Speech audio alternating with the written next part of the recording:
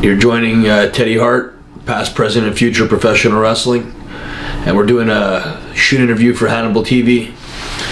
Proud to be back here with my good friend and showing my house off, a little bit of the crib style, and then a nice shoot interview downstairs with the most honest guy in wrestling. I'm with the eldest Hart grandchild, Ted Hart. Do you want to start by telling us what it's like growing up as a Hart grandchild?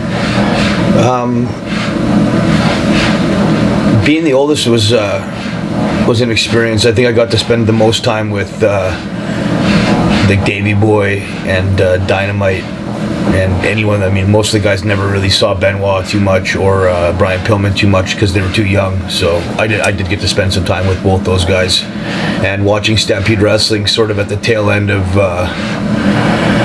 50 years of running a great promotion, and watching Vince come in and take it over, and then watching those guys go from wrestling in front of 1,000 people at the Stampede Pavilion to all of a sudden being on TV in front of millions of people and getting their own dolls made, and watching them get all that money. They were all pretty mostly tight for cash for all those years, wrestling for Stampede and doing Japan. I think Japan they made good money, but still I think it was sporadic because it was tours compared to where Vince came in with those big contracts. It was neat to see at that time the family was pretty close-knit. Brett was very close to Davey Boy and Dynamite. They were all best friends at that time, and different guys back then, even like Bad News Allen was, or Bad News Brown was in there too, and there's a couple other, Mike Shaw or Bastion Booger was there. You saw like a bunch of guys. Cuban Assassin I think was supposed to be in WWE, but there was a problem with him and Bad News before. So yeah, what happened with that? There was like some knife incident. A knife, and I forget what Bad News had. They each had a weapon or something like that, and they were mad. I guess their wives had got into a fight or something, and they were best friends, but their wives got into some kind of fight, so that caused them to become enemies, and which was not good. So just getting a text from Jack Evans here, so I'm happy to know Jack's coming back up to do some stuff with me. I don't know, it was, my family was it was pretty cool. The Sunday dinners were awesome. Everybody got together every Sunday and ate together, and there was a lot of young kids running around the house, all just kind of doing whatever they wanted to. Lots of cats. I remember the memories of a lot of cats. Like my grandfather had like about 14 cats and about 5 dogs up there, so that gave me the idea of having cats and dogs getting along in a house, and the chaos of all those animals pissing and shitting everywhere. And there's always stories of my grandfather with like a spatula and some dog shit, which is complete bullshit. My grandfather was very clean, and I've never in his life I saw him do anything like with scoop shit and then scoop people's food or something. That was like stuff like that. I always heard that story from Dynamite or something like that. I thought it was ridiculous and not valid. Part with Teddy Hart is I try to be concise for a guy that smoked pot for years, and I'm sure I've had a few concussions. My memory's pretty sharp, and the truth is the truth, and sometimes people think I've said too much, or I got myself blackballed for telling the truth, or they don't believe my story, which is even worse, because then half the shit I said, why would I say it? It's buried me more than anything, but it was factual. So at the end of the day, you have to ask yourself this question about me. Would you want a guy to come in here and cut an interview because he's trying to get a job in WWE in the future, and because he's the truth, and I'm a real motherfucker. It's my job to make sure fans that spend their time and money on wrestling, they want to know what happened. And it's like watching a movie, and it's supposed to be based on a real life story, and they change half the shit to make it for Hollywood. I don't want to be a guy that's cutting a Hollywood promo. And if it happened and it's real and we ended up with 3 hookers and fucking that's what we did, then that's what we did. Or if we ended up smoking pot or getting drunk or something happened in the back, this is the way it actually happened. And if I gotta give a guy shit for something, try to point out the positives that he did first. And if it's as if like for like the CM Punk, I've had lots of stuff to say about him in a negative capacity, but at the same time, if you look at my videos over the years, I'm the first guy to give him credit for the progression of what he's done and how hard he's worked and how great of an opportunist he is. He's taken his opportunities and hit home runs with them, and you can't talk shit about guys like that. Same with Samoa Joe. I had a problem with Samoa Joe for some stuff, but to catch a WWE break at his age and to go in there and deliver good matches and have a reputation of being a tough guy because the fans believe he is, for whatever reasons, that's the fans, and they believe it, then that's true. And you made a lot of money in the last couple of years being on TV, and congratulations to you guys. Same with AJ Styles. I thought AJ Styles was always top 3 to 5 wrestlers in the history of the world, best guys ever, and worked so long and so hard and consistently in TNA, and then went to Japan and hit a home run there, and then went to WWE and became a big star there and a world champion, which is very hard to do. So my hat's off to half these guys. If I've ever heard anything bad I've had to say, I usually try to come back with something that's good, because there's got to be good and bad. It's all about the balance in wrestling. If you're a complete piece of shit, I'd probably rather not even talk about you. So, but the question about my family, it was sad too, because if you got to see what I got to see, you got to see the family as a whole. And over the years, the family was destroyed through Owen's death, and through, we'll say, a little infighting with Diana and Brett over what happened with Davey Boy and Wembley Stadium kind of stuff, where there was just more of like Brett thought he did Davey a favor there, and seemed to be pretty hard on him after in his book years later about Davey having and certain kind of like drug issues and things that I thought maybe didn't even need to be mentioned so much, or were not really true, and made it hard for Harry to have to go in and deal with certain things that were put on him by Brett, saying stuff about a guy that wasn't alive anymore. It's one thing if the guy can defend himself. I don't remember hearing Davey ever say anything bad about Brett, and I've heard Brett say a lot of bad things about a lot of people, and including me, and I've had some stuff to say about Brett on the other hand. We're saying just I wish he would have been smarter. And Jim Cornette, if you're going to do these shoot interviews and you're going to be such a figure in wrestling that's supposed to be so smart and correct with dates and shit, go back and actually watch what happened in the scramble cage, because you obviously got kind of senile over the years, which is understandable being that old. And maybe Wendy's, all the times you ate Wendy's or something like that, fucked your brain up, too much grease. But the question was too with Brett and Sean, obviously I think Brett and Sean would have wanted to be involved in WWE instead of sitting home and retired with all that money. That's what you said. They both made a lot of money, and they don't want it. Why would they want to be part of wrestling anymore? They're retired at home. And I've taken you missed the boat or something on that. I was like, no, I think if Triple H is still involved in wrestling, and Dean Malenko's involved in wrestling, and Fit Finlay was, and Arn Anderson was, and Tyson Kidd's an agent now, and if Brett was smart, in my mind, he loved wrestling so much and he was bitching so bad about wrestling and the way it was going, then why not be one of the guys that steers the ship in the future in a direction that everyone can be proud of?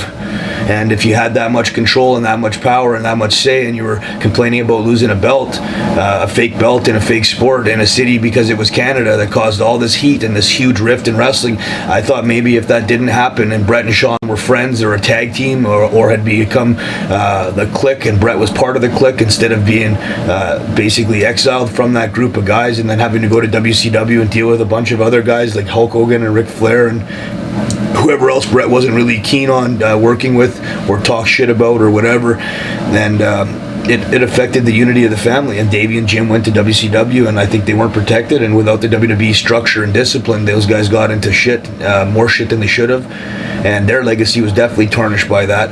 And Davey Boy made that comeback to go to WWE, which was cool, with The Rock, and he had a couple of things when he came back in the pants and the boots and the tank top, and that was at the end of his career. But I mean, if you think about how things could have went, I always thought it would be really cool if they had been friends, and it went back to the Jim Cornette quote, just that I didn't know what I was talking about. And the Ring of Honor stuff, I was kept doing backflips to get a pop. My pop is my pop. I don't remember much of what happened there, and the backflips were basically just me saying thanks to the fans for booking me, and I couldn't really go off the top ropes because it was the way the platform was, it was in my way, so the only way to get up there and do it was off the top of the cage. So, and thank God my knees held up and I got to do that. And that's the worst thing I ever did in my career, basically, besides talk shit on some guys, and I did some backflips in the ring. I never hurt a guy in my career, and I'm always proud of trying to be an innovator and a guy that cultivated young talent and found guys that were needing a break, needing a place to stay, needing food or gym passes, or they needed shoes, or they needed new gear, and I always tried to facilitate that and be a sponsor for guys. And wasted a lot of money, we'll say, or not wasted, but spent a lot of money on other people to have a potential wrestler wrestling career, and I don't need to say all their names on tape, but I've watched a lot of guys that I've helped influence make a lot of money now, and some are grateful, and they say thanks, and they send me back tickets, and they send me back love and texts, and they have a lot of respect for what I did. And I have other guys that kind of act like they barely knew me, even though they were at my house and sleeping over and wanted to fuck girls and party and whatever. And it's all about being grateful, and if you can be grateful to the guys that helped pave the way for you. I'm always grateful that Brett was such a good role model for the stuff he was a good role model for. Like, fans all over the world love Bret the Hitman Hart. It made my job a lot easier traveling the world, even in jail, places where it could be scary, but I got to be Bret's nephew, and because I was part of Bret's family and it was accessible on the computer to Google me or check me out, and I was part of that, I was protected. So I would say thanks to Bret for that, and wish he could have worked on some other things, but nobody's perfect, and I'm far from perfect, and I've made a lot of mistakes in my career, so the internet says, and trying to change it. I think I got a 10-year run left still.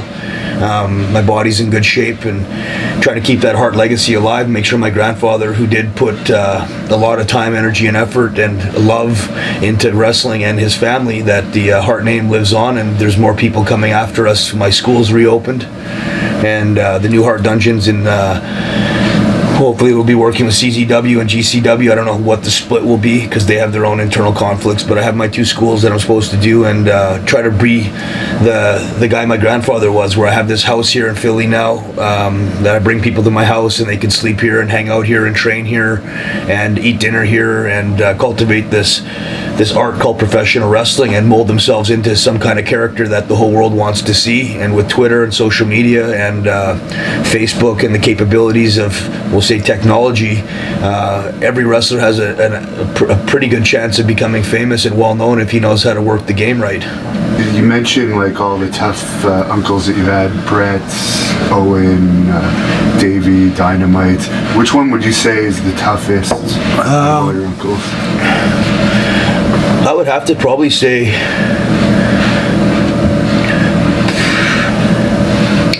it's a tough question. I mean, I heard Dynamite was pretty tough in his day, but he didn't last. So, and I would have hated to see Davey Boy get mad. He was pretty strong, but same with Jim Neidhart too. I bet they both would have been pretty tough if they got mad. And I'm sure Brett was shoot not too bad, a good amateur wrestler, and probably pretty strong, and all those years of wrestling, I mean, I'm sure he's developed a pretty good chin, and it would be hard to knock any guy out that it's, at least in my family, because of, I would think they're training with my grandfather on their necks. All those guys had big thick necks, so it'd be hard to knock them out. If I had to put one guy, if I could say into the whole group of the people, I'd say probably Harry Smith. If I could go for all my uncles and nephews, I'd probably think Harry Smith would be the toughest out of all of them now, and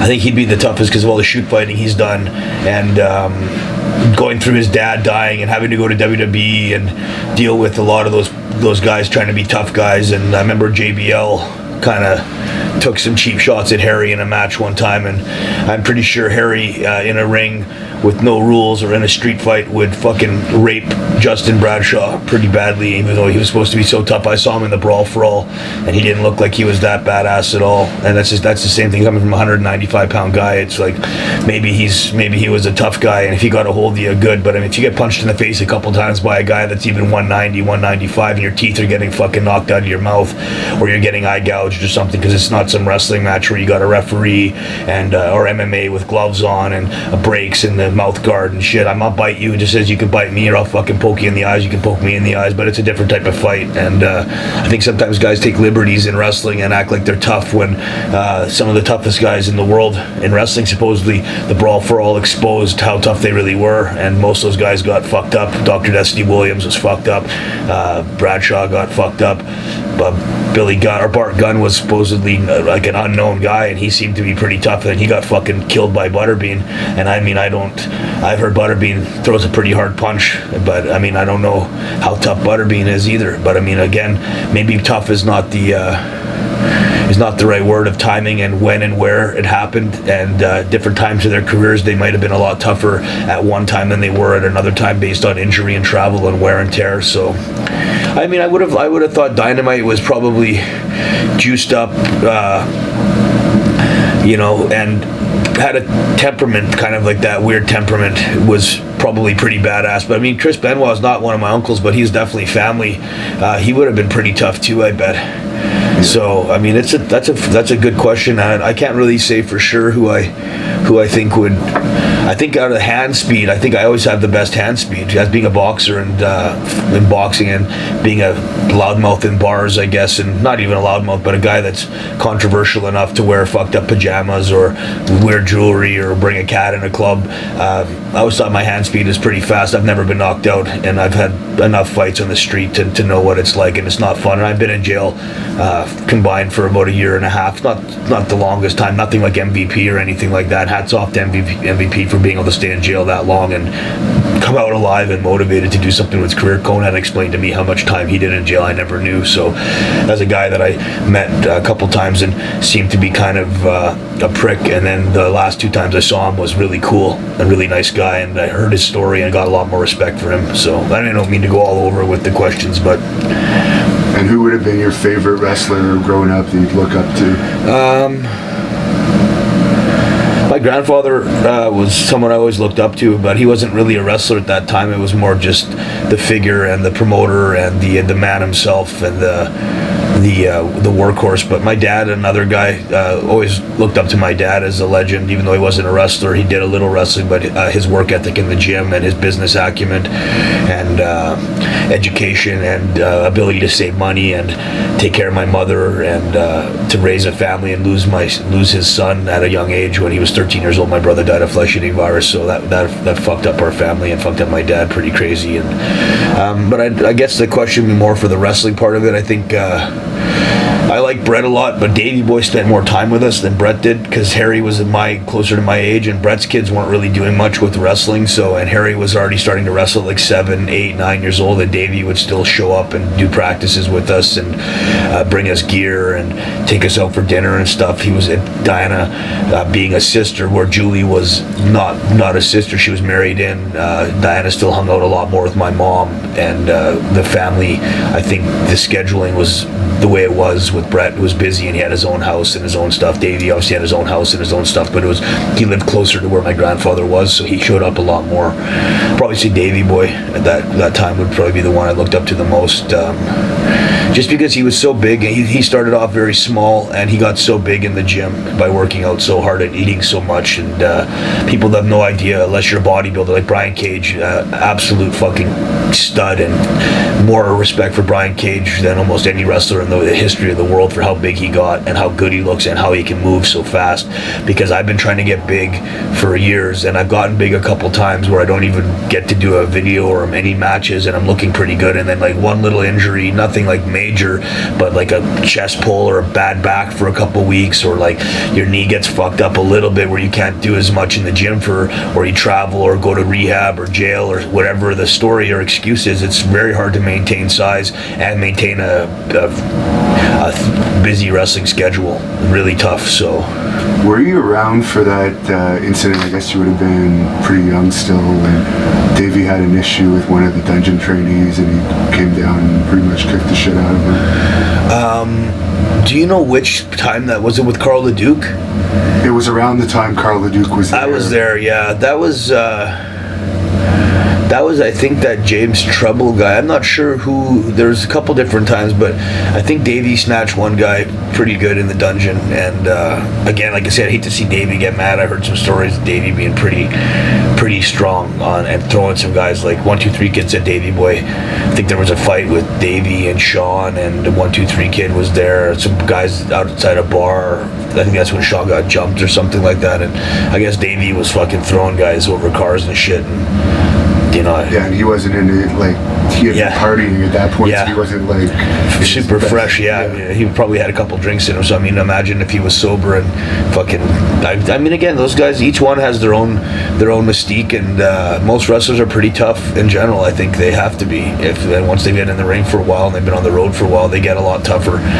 But again, I mean, street fight is different than MMA rules, as different than sucker punching some drunk fan in the bar or being a bouncer. Like, I hear the stories about all these bouncers back in the Minnesota days, how tough they were. I heard Rick Rude was super tough, And I heard a story about Rick Rude. Lanny Poffo said that Rick Rude knocked out both the Steiner brothers back to back with like one punch each or something. And I don't know the validity, I don't know the truth of it, but it sounded like, from my gathering of information over the years, that Rick Rude was supposed to be one of the toughest guys ever, because of his fucking forearm strength and his fists and his hand speeds. I mean, a good punch in the head is gonna knock anyone out, you know, or rock you pretty good. And if that's your thing, and you're sucker punching guys in wrestling and stuff, and I guess Dynamite was a master of giving sucker punches. He sucker punched one of the Rougeau brothers, supposedly, and that's what caused that whole thing. I mean, he can be super tough, but if you sucker punch the wrong guy, like a Haku, and Haku turns around and fucking, he's pissed off, he wants to take an ashtray and gouge your fucking eye out of your head, that goes to another level of like tough and crazy. And like,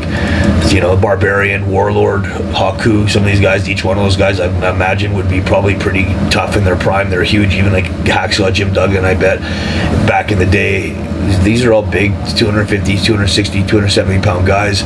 Like, I wouldn't want to see one of those guys jump on you and bite you, or fucking try to stick their fingers in your mouth or eyes or up your ass or your nose or whatever. Fucking, they'd be all scary. So I mean, think about some of the guys in wrestling over the years. Like, fucking, I heard Andre the Giant was super tough too, but I heard Bad News Allen kicked Andre the Giant in the head on a bus for calling him a racist name. I mean, I don't know. I wasn't there for a lot of the stories. I heard a cool story about Flash Funk kicking the shit out of Hawk on the runway in Korea, and I heard that from a couple different guys, that was shoot story. Scorpio Sky beat the shit out of him. I mean, and Hawk was supposed to be pretty tough, but I mean, who knows if that's Hawk gave Macho Man a swirly at one point. They had a fight in Japan, and Hawk beat the shit out of Macho Man. Really? Shoved his head in the toilet. See, I had never heard that one either. See, I mean, it goes. I've heard lots of different stories. That's the first time I heard that one. So, but yeah, I mean, wrestling. It's a funny dynamic with guys traveling together so much, and like doing drugs and partying and fighting over girls and push and characters that are not real, but you're still living in a world where, even though it's not real in one life, or not one part of your life's not real, it becomes real on the other end. And then some of these guys take their characters pretty fucking seriously. So, and for those that don't know, your mom is Georgia Hart, who is a daughter of Stu, and your dad was a wrestler on a few occasions, but he was mainly a firefighter, and he operated the gym that everyone trained at. Yeah, and was an agent for a lot of hockey players and athletes from Russia, and he worked with the WHL and the NHL for a while. They created a company called PSS, Professional Sports Services, and my mom was the one that usually did all the Sunday dinners, and kind of, she's the glue that kept the family together, I think, and made sure that everybody was fed, and the house was clean, and the animals were taken care of. My grandfather was always watched over, and my grandmother was taken to jazzercise, and that she was, you know, not stuck with the burden of all those cats and dogs and the dinners and stuff. That my mom helped balance out the workload at the Hart House, because it was a big operation to keep all those different people and fans and friends and family and nephews and nieces and grandkids all coming through the house, and giving them a safe, fun place to stay. And you lived in the gym, which was a nice gym, but you were actually in a slum, like literally with prostitutes outside of your door, crackheads. Tons of drug addicts. People don't realize that too. I grew up in like a really bad ghetto area. Even though my property was nice, inside was like a heaven compared to the outside, which was hell. But that gave me an appreciation for how lucky I was personally to be blessed with good parents and to have a good moral standing. I've done some fucked up shit, but nothing too crazy based on and that's the thing, if people think Teddy Hart's crazy, it's like, if doing mushrooms or smoking weed was crazy, then I guess that's crazy. But I've never smoked crack once. I've never done a line of coke. I've never done crystal meth. I've taken, I think, like one Tylenol or a couple Tylenols in my life. I've never taken painkillers. I broke my ankle. I haven't been injured too many times in wrestling, but I broke my ankle, broke my leg, ruptured my Achilles tendon, and I finished the match and never took a pill. Like Tyson Kidd, same thing. I don't think he ever touched a fucking pill, even when he broke his neck and went through all the surgeries and stuff like that. Just tough, mentally tough. Same with Jack Evans, mentally tough, and maybe not the biggest guys in the world, but from what I can say, like for what the mark of a man is of test of pain or injury, Jack Evans, I've watched him break a leg and finish a match. I've watched Tyson Kidd break his neck and walk out of the ring and drive himself to the fucking hospital. Not that I watched it, but him telling me his first-hand information, my best friend telling me his story, that's out of the horse's mouth, and he never lies. He doesn't have time. So I mean, I've grown up in an area where empathy and understanding for a homeless guy is huge. I think the homeless guy could be like the Beauty and the Beast test. If you see him as just a bum piece of shit and you can't even give him $5 and you got $100,000 in your pocket of marijuana money or from steroids and weed and wrestling school, as you know, I used to make a lot of money, not as much as obviously The Rock or Cena or any of these guys, but I lived a pretty good lifestyle for 15 years, and I had as many outfits as Ric Flair had robes, and I had time on my hands, which they never did. I always looked at my watch, and Randy Orton said something about he had a Bentley in his garage, but he barely ever got to drive it. And I've had almost every car you could have, from Maseratis to Jaguars to,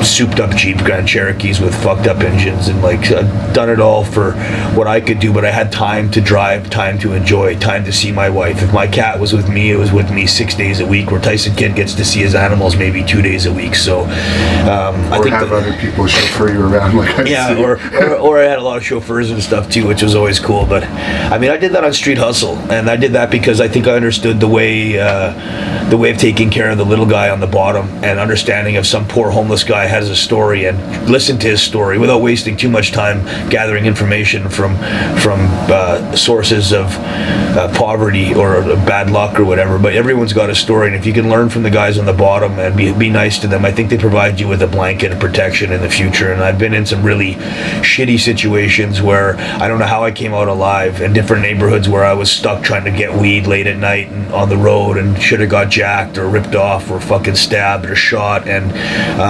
God protected me. And I always thought the reason God protected me was because I was a nice person to people, and that's the thing Teddy Hart gets a stigma for, is sometimes I think I'm an arrogant asshole or a prick or stuck up. I earned my own money from the street. I spent a lot of time on the street. I sold a lot of weed to people instead of selling coke or meth or crack to people, which for price per capita, price per gram, is you make a lot more money selling shit stuff to people and misery than you do selling good. And if marijuana is the worst thing I've ever done, now the whole world's smoking weed. It's going to be legal in it's Canada. Going to be legal in Canada, and WWE I think should look at that again. And if Florida's got marijuana rules, I think the WWE's become a little more lax on guys getting a medical marijuana license in the state of Florida, and they can smoke if they pay their fines ahead of time.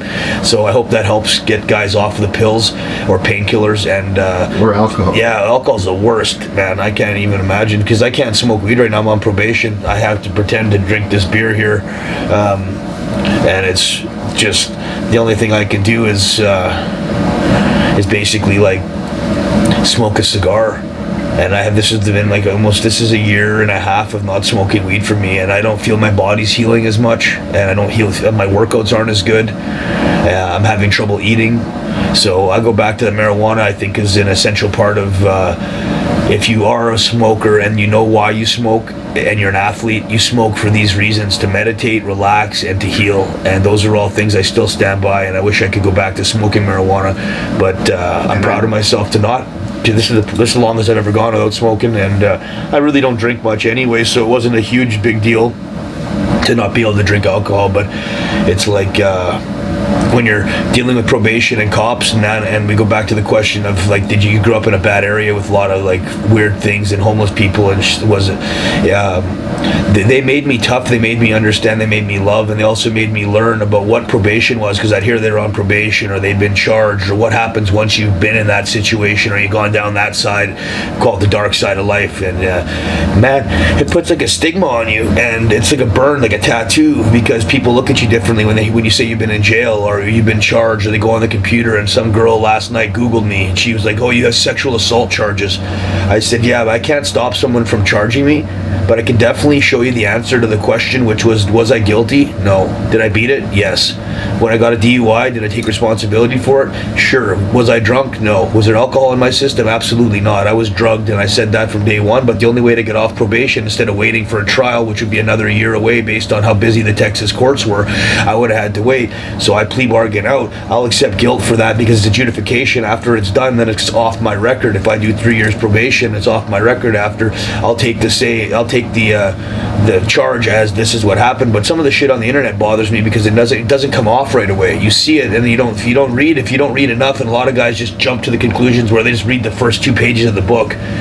And the book's fucking like saying this guy's a piece of shit or a murderer or this guy's a sexual rapist or deviant. It's like, man, that's never been me. But if you read the end of the book, then you find out the truth, which is the guy beat it. He lost maybe half the shit he ever had. All my materialistic stuff that I earned and worked for and got from my wife and from all the years of wrestling and training and selling weed and being a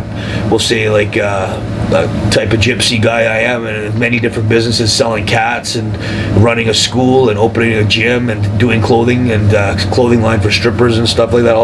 Whatever I can do to make money, all taken away from me based on some bullshit that I had a sexual assault charge from my wife and girlfriend, which wasn't printed, and I got Rolling Stones magazine. Supposed to be got an awesome opportunity to be in Rolling Stones magazine. It turns out to be kind of a smear campaign on me because the guy didn't like the way the finish was, which was me going to Mexico and Conan's claiming there was a press conference out of nowhere. Then he knew I was already fucking basically 10 hours away and I couldn't get there in time. And another guy, Conan, I love him, but always sees things one way and thinks he's exactly right. And it's like maybe your mind or your memory's not quite as sharp as you think it is on certain things, and you say something and then you bury me, and then it's like politically cool to be a anti-Teddy Hart guy, but yet I'm the first guy in your house if it's Christmas or you need a cat, something like that, or you need a friend and you're sick and nobody wants to drive you to the hospital. I'm the first guy waiting for you because I think of my relationship with certain guys outside the ring as I'm their friend on the street, and in the ring they talk a certain way about Teddy Hart because it's cool to be like, oh, that Teddy's crazy or that guy's this. It's like Teddy Hart's a guy you could call at 4 a.m, reliable enough to pick you up at the airport, pick you up off the street, change your flat tire, help you to the hospital, watch your wife and wait with her, and never be a pig or a pervert or a piece of shit or a danger around your kids, and carry around a cat this whole time to show people of like, you know how much work it is to carry a cat around everywhere and change its litter and keep its fur clean, its eyes clean, and make sure that cat's actually trained enough to be considered fun. It's not like some fucking cats around is scratching everyone and running around pissing and you're like, where's that cat? It's like under the table 1 minute and it's over here another minute. It's like, it's never been a headache. The cat was basically, to me, it was an idea of showing people I'll take an extra job on, because if you don't like me, then you might like the cat. And if the cat gives you 5 minutes to come interact with me and get to know how I think and how I interpret half the shit that's being said to me or about me, or the way I really want fans to see me as a good guy, and because of the truth, not because I want to be the good guy. I'm a fucked up person. I have a fucked up way of looking at things, like I say, with aliens, conspiracy theories, my religious views on stuff. Just like I see things differently than a lot of people. I'm not asking you to agree with me, but listen to me most of the time. I'm educated enough to back up what I think, or show you stuff on Google that at least is factual, to say, well, this is where I got my information from, and go from there. So, but my shoot interviews, like I say, half the time when I talk, it's like one question turns into 5 other things, and I try to go back to the question again. And I think it was more along the lines of like my neighborhood and growing up in a shitty area with a lot of bad people. Bad people aren't bad people; they're bad situations. And a lot of bad people are actually good people, as long as you give them a chance to talk, and they're not trying to steal from me or trying to kill me. A lot of people, I grew up with prostitutes, a lot of prostitutes.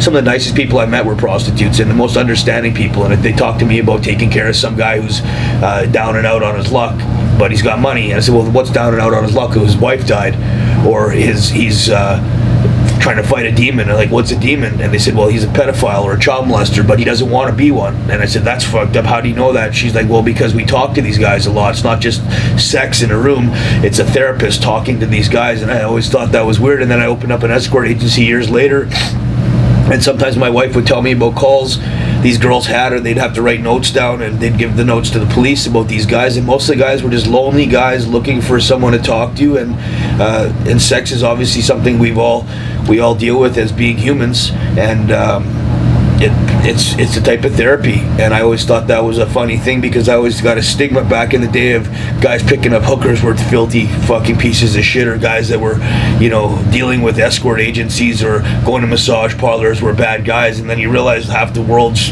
been doing this for 500 years or 1,000 years, that escorts are the oldest profession on earth for a reason, and sex is a way of getting people to get along. I'd rather see a bunch of people fucking than killing each other. And speaking of your wrestling career, you had numerous trainers.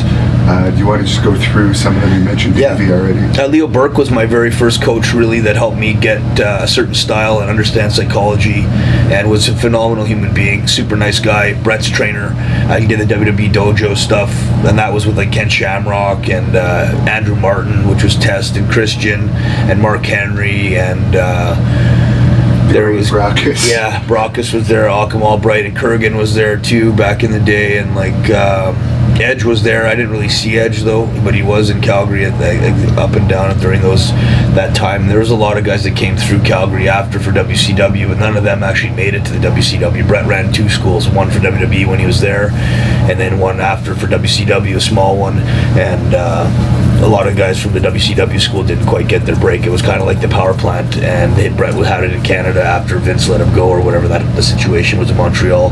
But that thing didn't really turn out to be too successful. I trained with Bruce, obviously, and Ross, and I don't know if Ross and Bruce taught me that They're much. Brett's brothers. Yeah, Brett's brothers. Ross and Bret Hart and Bruce Hart and Ross Hart were Brett's brothers. Sorry, Conan gets me sometimes on saying names without saying who they were because people don't know them. But they were good. They ran a tight program, but they did a lot of kind of chicken shit stuff to me, Tyson Kidd, and to Harry Smith and Jack Evans. They didn't put us on TV a lot, and they cut matches out and wouldn't let our spots be done, or if they did, they would put us on like first match and like try to kind of job us out or keep us looking like it was like a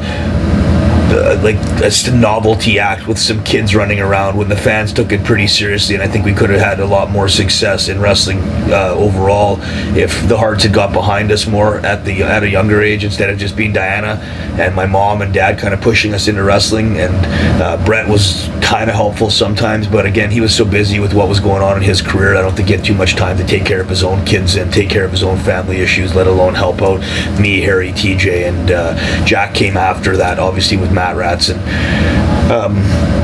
who else kind of trained me was basically, like, I think myself, and I'd watch all the guys on TV, like watching, I'll just say, like, watching Shawn Michaels. Shawn Michaels helped train me, even though I was never in a ring with him. I watched him for years, and I had a place to go practice what he was doing on TV, or I'd watch Tiger Mask, or I'd watch Dynamite, or I'd watch Benoit, I'd watch Rey Mysterio Jr., and then we'd try to copy what they did and modify it a little bit. Or, I was a wrestling historian for videotapes and watching stuff and learning. Trampoline helped train me. Gymnastics helped train me.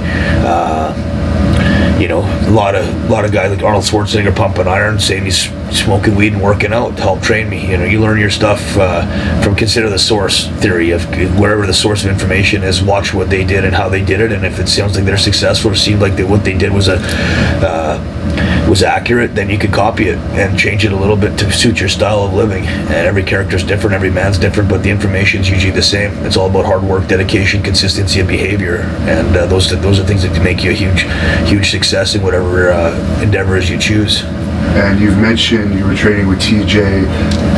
For those who don't know, you were friends with TJ from school or something, right? From grade 4 on, and I helped Tyson Kidd. Tyson Kidd is a guy that I always... He didn't need to learn much from me. He would learn what not to do more than anything. He was so smart. He was one of the sharpest guys I ever met. And even to this day, I think he's the sharpest guy I have ever met overall. Besides, my dad's pretty smart.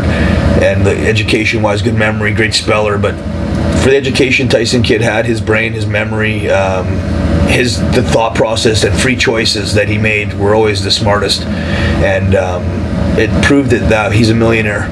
And he never fucked up, and because he was smart, he knew what to do and how to play the game. And what happened with his neck was obviously complete bullshit. And I don't think anyone could ever argue with that he's probably the toughest guy in the world, to be able to go back in and watch a bunch of guys do what he was doing, and he was doing a better job than most of those guys ever were, and wasn't getting recognized for it. Then finally, near the end, we started to get that push and that understanding and the respect that he was better than Benoit, I think, and better than Owen was, and better than Dynamite and Tiger Mask, and never cheated on his wife once, never smoked a cigarette, never fucking maybe had a beer in his life or two, nothing. I mean, one of the most clean-cut, straight-edge, good people, solid guys you'll ever meet. I trust him with my family.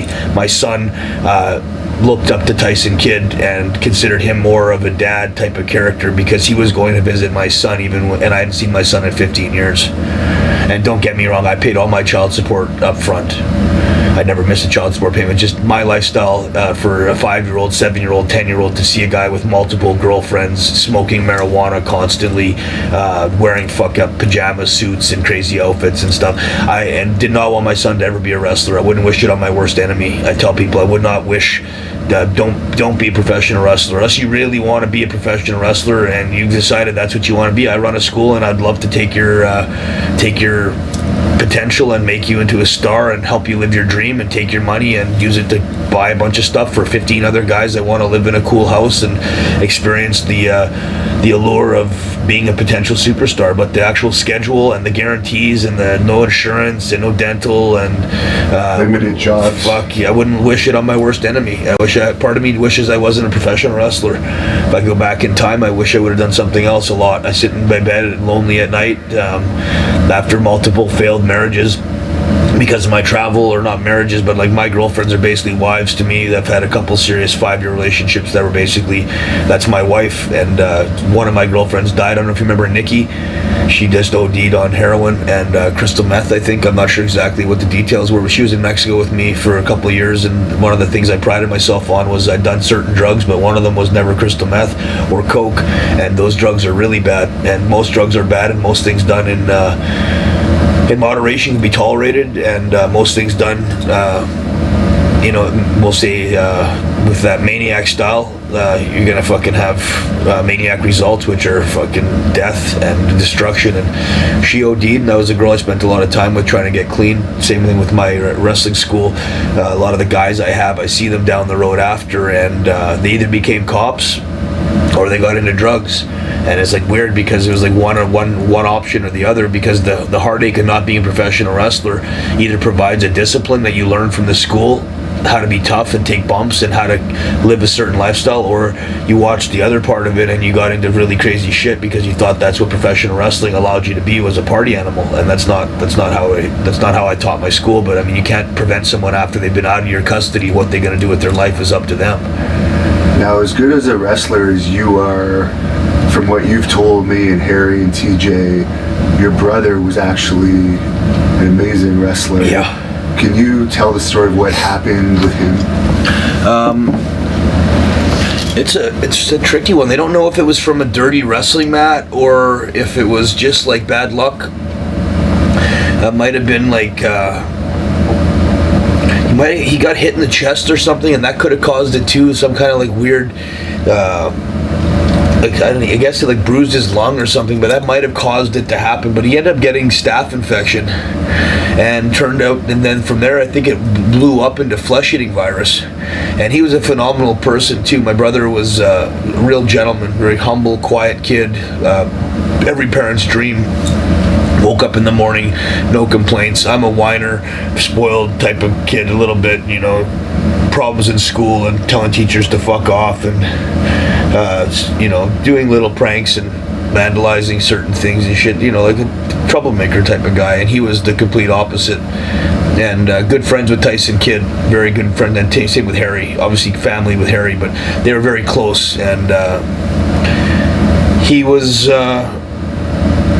such a nice guy and worked so hard at being a wrestler. He loved wrestling and took it so seriously.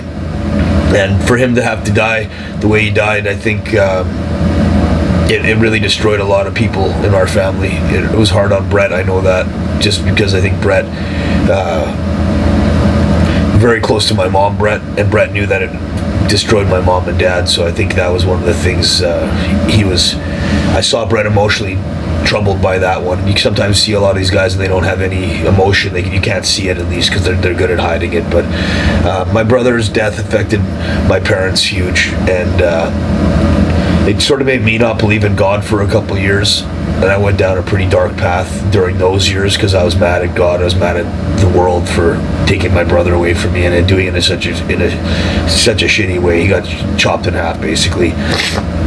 They amputated both his legs and both his arms from gangrene underneath the elbow. And my poor dad was trying to stay motivated, picking out of a magazine that he had found or a book they'd given him on prosthetic limbs and the future of prosthetic limbs. He was trying to sell me on that maybe your brother can still wrestle in the future if he's not brain dead, because he'd been in a coma and they didn't know if he was going to be able to think after if he did beat it. They were hoping he was going to beat it. They were optimistic. Obviously, you're optimistic every day until something really bad goes through, which is either the verdict of he's dead or he's got brain damage or we're gonna and it was the blood flow and the lack of circulation caused the swelling to be so crazy that he had like 60 pounds of water a day on him. So when I saw him, he was like a balloon. His face was like this, his whole body was like black arms, black hands, his fingers were all dried up. And TJ and I walked into the hospital, and I said this in another interview, I think one time, but we were both pretty mentally tough guys. We both grew up in a shitty area and walked the streets all the time and thought we were pretty tough, little badass kids. And I remember both of us looked at each other and we were so scared after that, and it was ruthless, man. I felt so terrible. I couldn't stay in the hospital. I wanted to get out of there so bad. My poor parents had to sit there every day. And Ross Hart was one of the only reasons, and I say Ross has a full set of teeth in his mouth right now because he did some shit to me over the years where I would have really hammered him. And but he was so good to my brother, and he stayed there the whole time my brother died. Watched him the whole time, that he kind of got a blanket of protection and respect that I just said, listen, I'll always overlook anything that Ross does. And Bruce has a handicapped son named Rhett, and same thing with Bruce, had to deal with the terrible ramifications of dealing with disability and cerebral palsy. So Ross and Bruce, for the two reasons that Bruce is a phenomenal father to Rhett, and Ross was a great uncle to my brother, that I forgave those guys for being assholes in real life to me and TJ and Harry and Jack in our wrestling careers. So but yeah, like my brother, if he would have lived, I think he would have been a huge superstar. He was the type of his attitude and I think his reliability would have been one of the guys that the WWE would have liked. He was more simple than I was. I'm too complicated and all over the place, and it's taken me years to get to a certain calm and inner peace in my spirit where it's like I feel calm now. Like Brad Pitt had a movie, Legend of the Falls, maybe I think it was, or something like that, where he was like real crazy for a long time, and then at the end he comes back after everything and he's like more calm, and they kill his wife, I think, or something like that during them picking up some liquor from like bootlegging days or something. He has a native wife at that time. I think that's the movie it is. But I felt like that character where I was real fucking crazy and wild and upset with the world and mad about not being on TV, and not bitter, well, I won't say bitter, but frustrated and trying to prove myself and wondering how much more I could do, and if I climbed off another cage, is it going to make a difference? But I still did it.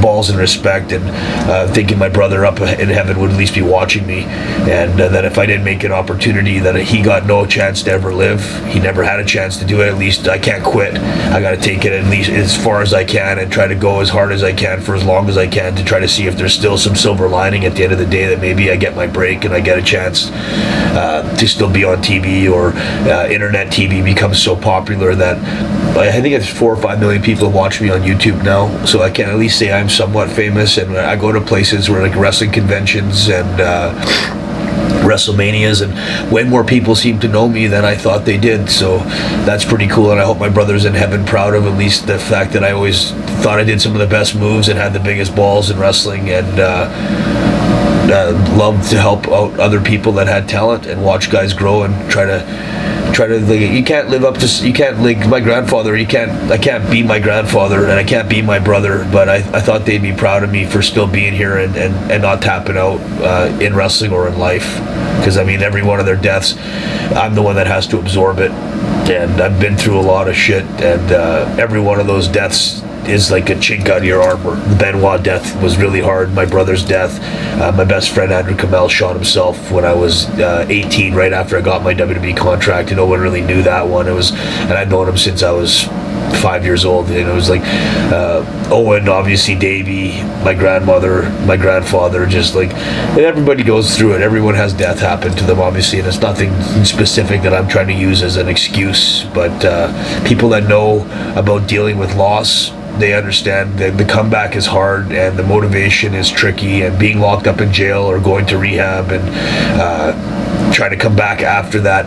I guess why Rocky Balboa said about it's not what you do when you get knocked out, it's what you do when you get up, and you got to keep moving forward. And I don't think I've ever been knocked out in life, but I've been knocked down, but I've always gotten up and tried to step up and make a positive push in the right direction, and not just for me, but for people that believe in wrestling and want to be part of my school or part of my group, or as an influential person on these shoot interviews, as a guy that motivates people to never stop, never quit, never say die attitude, and that if Teddy Hart can still go and climb to the top ropes and motivate myself, that you the fan watching me, is that important, because your job is even harder than my job. I did construction for 3 months, and I've never had a 9-to-5 job before. I did dishwashing for like a week one time. I washed cars at a car wash for like a fucking summer once, and man, I woke up every day at 6 in the morning for a month in the hot sun in Tampa, and I have never ever experienced a feeling of fucking hell like a guy that works a 9-to-5 job every single day.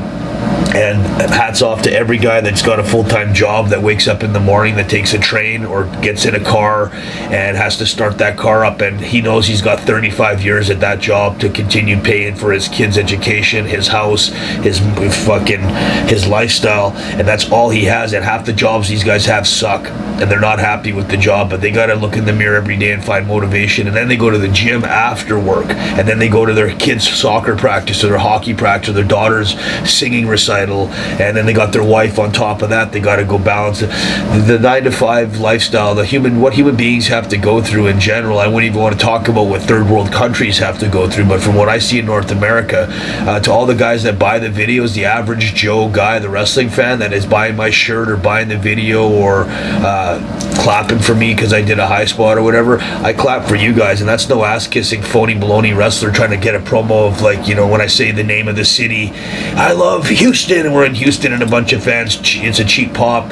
My thing is the guys that do this and respect the world the way it works and make things work, the guy that's at McDonald's, the guy that's doing your fucking plumbing, the guy that's your construction worker, the guy that's paving your streets, man, every one of those jobs is hard, and they're long, boring, tedious, and there's not much reward. And for what they do after, which is love me and not be so mad. I was so bitter and mad and furious that I had this job, and even though I was getting paid, it fucked me up so bad. And then I looked in the mirror and really realized this was just a taste of what most people have to go through every day, and that if I'm lucky enough to call myself a wrestler, why am I a wrestler, and why haven't I quit, and how lucky I am to call myself a wrestler and actually have a fairly successful career where I make just enough money.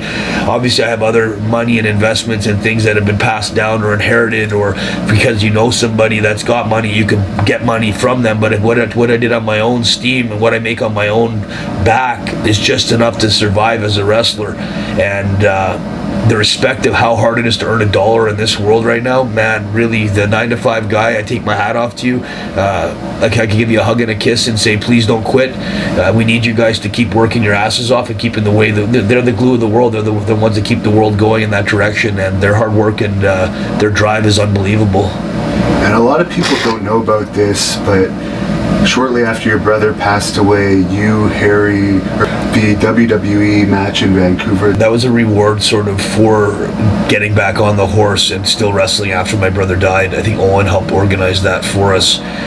We did a match before the show, and Vince watched it, Undertaker. I think a lot of guys like in WWE had sort of seen us coming up, and they were like very young at that time. Yeah, it was a really good match too, and everyone was really cool. They sang our praises and understood the tragedy of my brother's death, and they gave us a little rope to work with, and we didn't hang ourselves with the rope we got. We built a little package and used the rope to climb across the bridge to the other side, and that was where Tyson Kidd got noticed and Harry got noticed, and I got a potential chance to do a backflip in front of Vince McMahon, which is always a big thing on my list, that I at least got to wrestle in front of some of those guys once or twice in my career, even if it was when I was a kid. You were in Stampede Wrestling when it had this revival in the early 2000s, late 90s.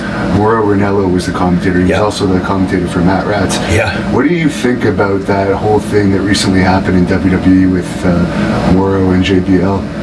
I wasn't sure what happened with it. Yeah, it was just alleged bullying, what caused him to quit, and then eventually, I guess JBL's no longer working for the company. I don't know if it's just a coincidence, and Mauro's back. Is Mauro back with WWE again now? Apparently, yeah.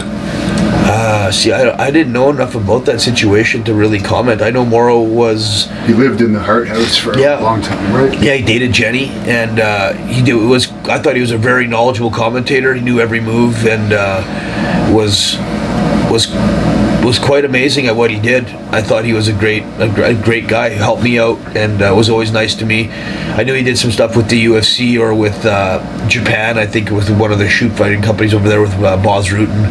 I knew that about Mauro, and I knew he had some problems with like, we'll say not mental issues, but I think with depression and maybe bipolar or something like that. That he suffered from that, and he gave me some advice on how to prevent that from happening in the future to me, or if there was medication to take to look into it and stuff. And I don't think I suffered from that, so I didn't really need to follow his advice. But he was at least a nice guy to try to help me out and provide me information that was potentially the framework for other people that have mental challenges or disabilities to not fall victim to that type of thing. But I can't really comment on that. The one thing I remember about Mauro that's interesting looking back on it was when they brought in Don Callis and Joey Styles to do the commentary for Matt Rats, and Mauro kind of was against that. He flipped out, remember that? Yeah, he flipped out. Yeah. You got a good memory. And at the time, I was thinking, who is this guy? But ultimately, at the end, Mauro's had more success. I think he commentated the McGregor fight. Yeah. So, you want to explain to us what Matt Rats was? Because you had a great roster that's ended up, everyone's done pretty well on most of it. Yeah, there was some really good guys. Rene Dupree made it on TV. Apocalypse made it as, what's his name in WWE? He's with the Ascension. Yeah. Rick Victor. Rick Victor, and obviously Tyson Kidd, and Harry Smith, Natalia, Jack Evans, myself.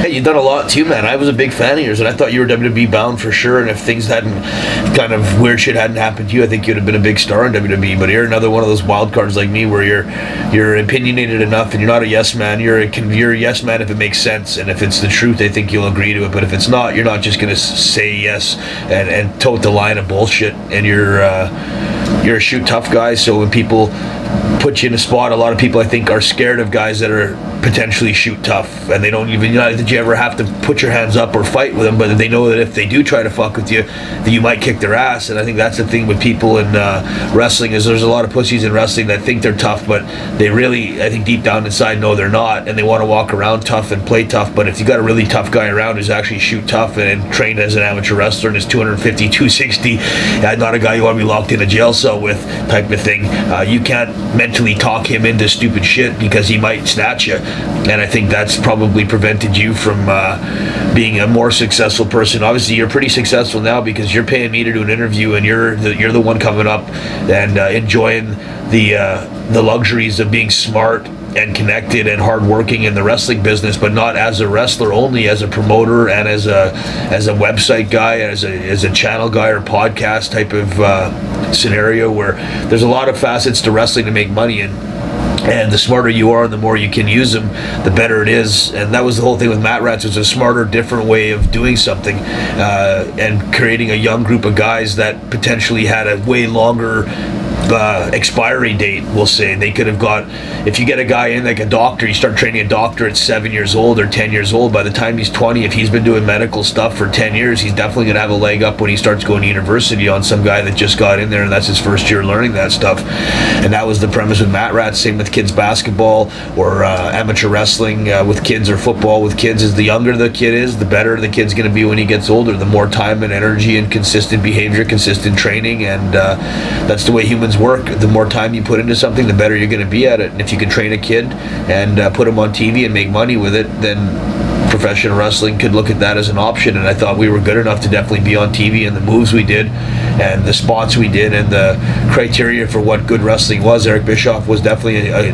judge of good wrestling, and he thought it was good enough to put his name on. So, and a lot of other people, I think, when you watch the videos, would agree that there was some really good wrestling. And mostly high flying, some obviously technical stuff, but a really high speed, high energy wrestling with cool girls, little young hot chicks all around the ring, and like a rave type of atmosphere with a lot of music and a combination of different bands from MTV and guys that were getting a push because the music represented the type of wrestler, and because you liked that band, you'd watch that wrestler. MTV tried to copy it with Wrestling Society X. It didn't work out, but Vince has been doing that with music and wrestling ever since. I think we were the people that came up with that concept or idea, or definitely were one of the first people that came up with that type of framework for these guys to copy in the future. And one other thing that stands out for me from that time, other than that incident with Morrow, was Eric Bischoff's speech to all of us, which I'm sure is funny because I've met since then, and when I brought up Matt Rats to him, he totally shuts it off. So I just find it funny. I remember he gave us like a 20-minute speech and said they said everyone at WCW was too old that I was using. Well, now I'm gonna shock the world and I'm gonna have the young guys. And like he was so confident in that speech. Remember he fell? He fell right after making that speech too. He like slipped and fell on his ass. I don't know. I mean, Eric Bischoff was a cool guy in person. When I met him, he was always nice. But I've seen him in airports after that, and he was kind of a dickhead. I've talked to him a couple times after, and he seemed like an arrogant piece of shit. And he had no idea that he even knew me or trying to act like a superstar. And I'm like, for whatever you did do in the business, and whatever, congratulations. And you did a lot of stuff and lasted pretty long, and I don't know whose money it was or who was actually in power, but for whatever your position was, hats off to Eric Bischoff for that. But as a person that I saw that was credible and consistent over the years, sometimes you see a guy and he's like, hey bro, how are you? And he's really nice, and 3 years later you see him and he's a superstar all of a sudden. Like, I think Eric Bischoff was nicer when he was a star or when he was supposed to be important and powerful, and then when he dropped off and he was basically nobody after that, then he was acting kind of like he was somebody, and I thought that was a fucking kind of a weird switch.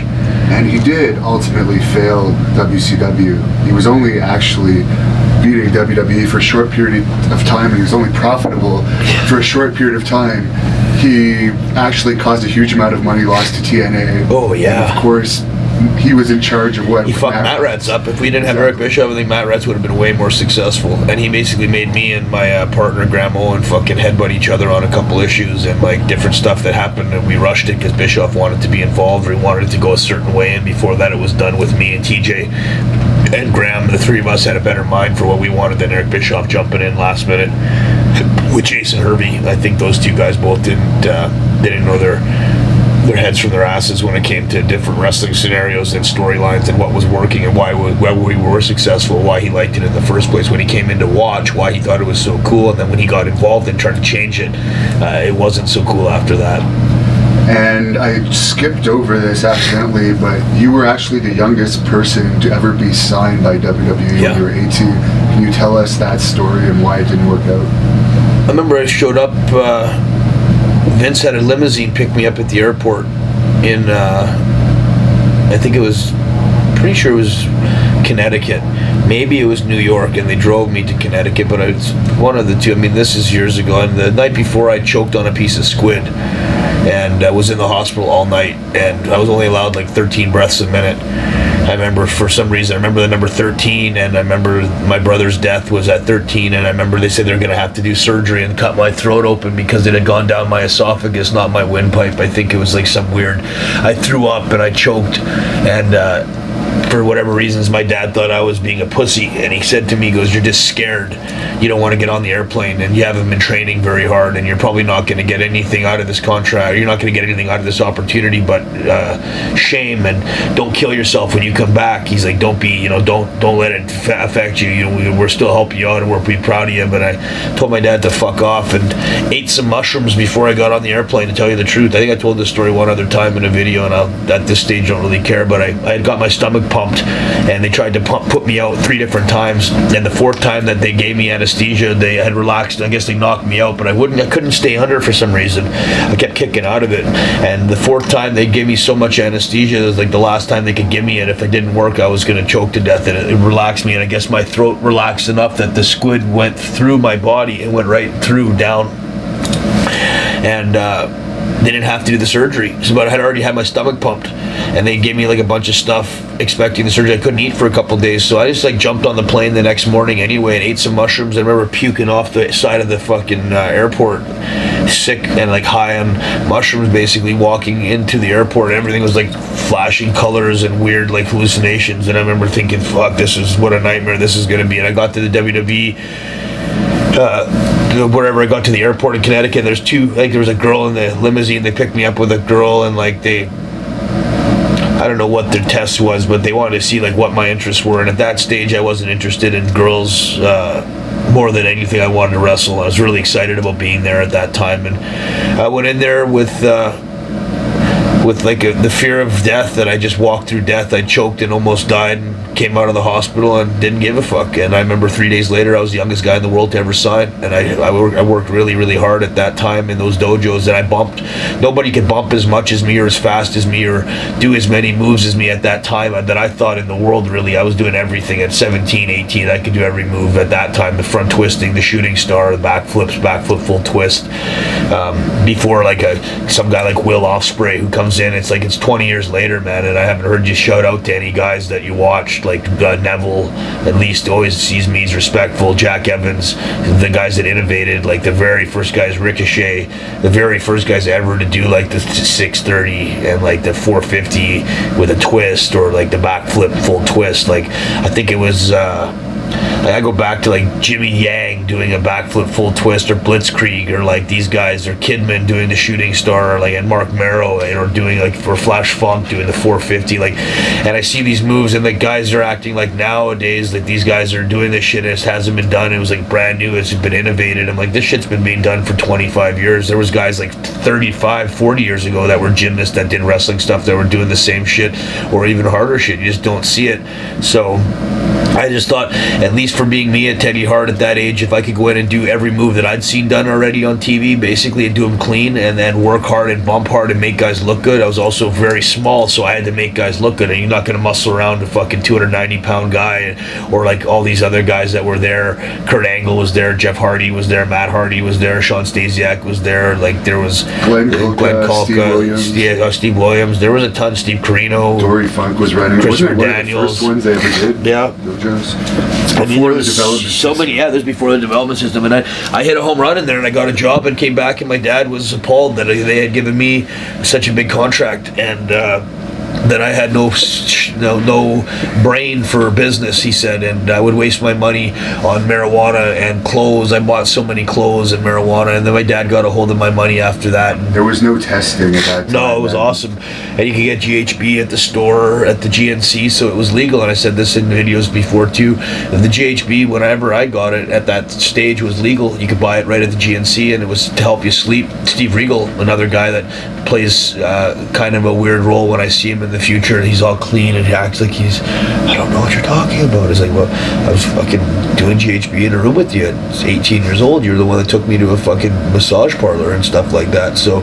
again, and Regal might be upset, and maybe it'll affect me getting a job, or he won't watch me at PWG if I ever got to go to some of these other promotions, because I said something in an interview that was true. You know, it's like, he was my friend, nice guy, and I really thought he was cool. I saw him in the future, and I asked him about something, and he went right back to the office and told, and then Natty came back to me, and she said something to me, and I knew Steve Regal was the one that went back and stooged me out to the office about me saying something about GHB. It was like 15 years later to him,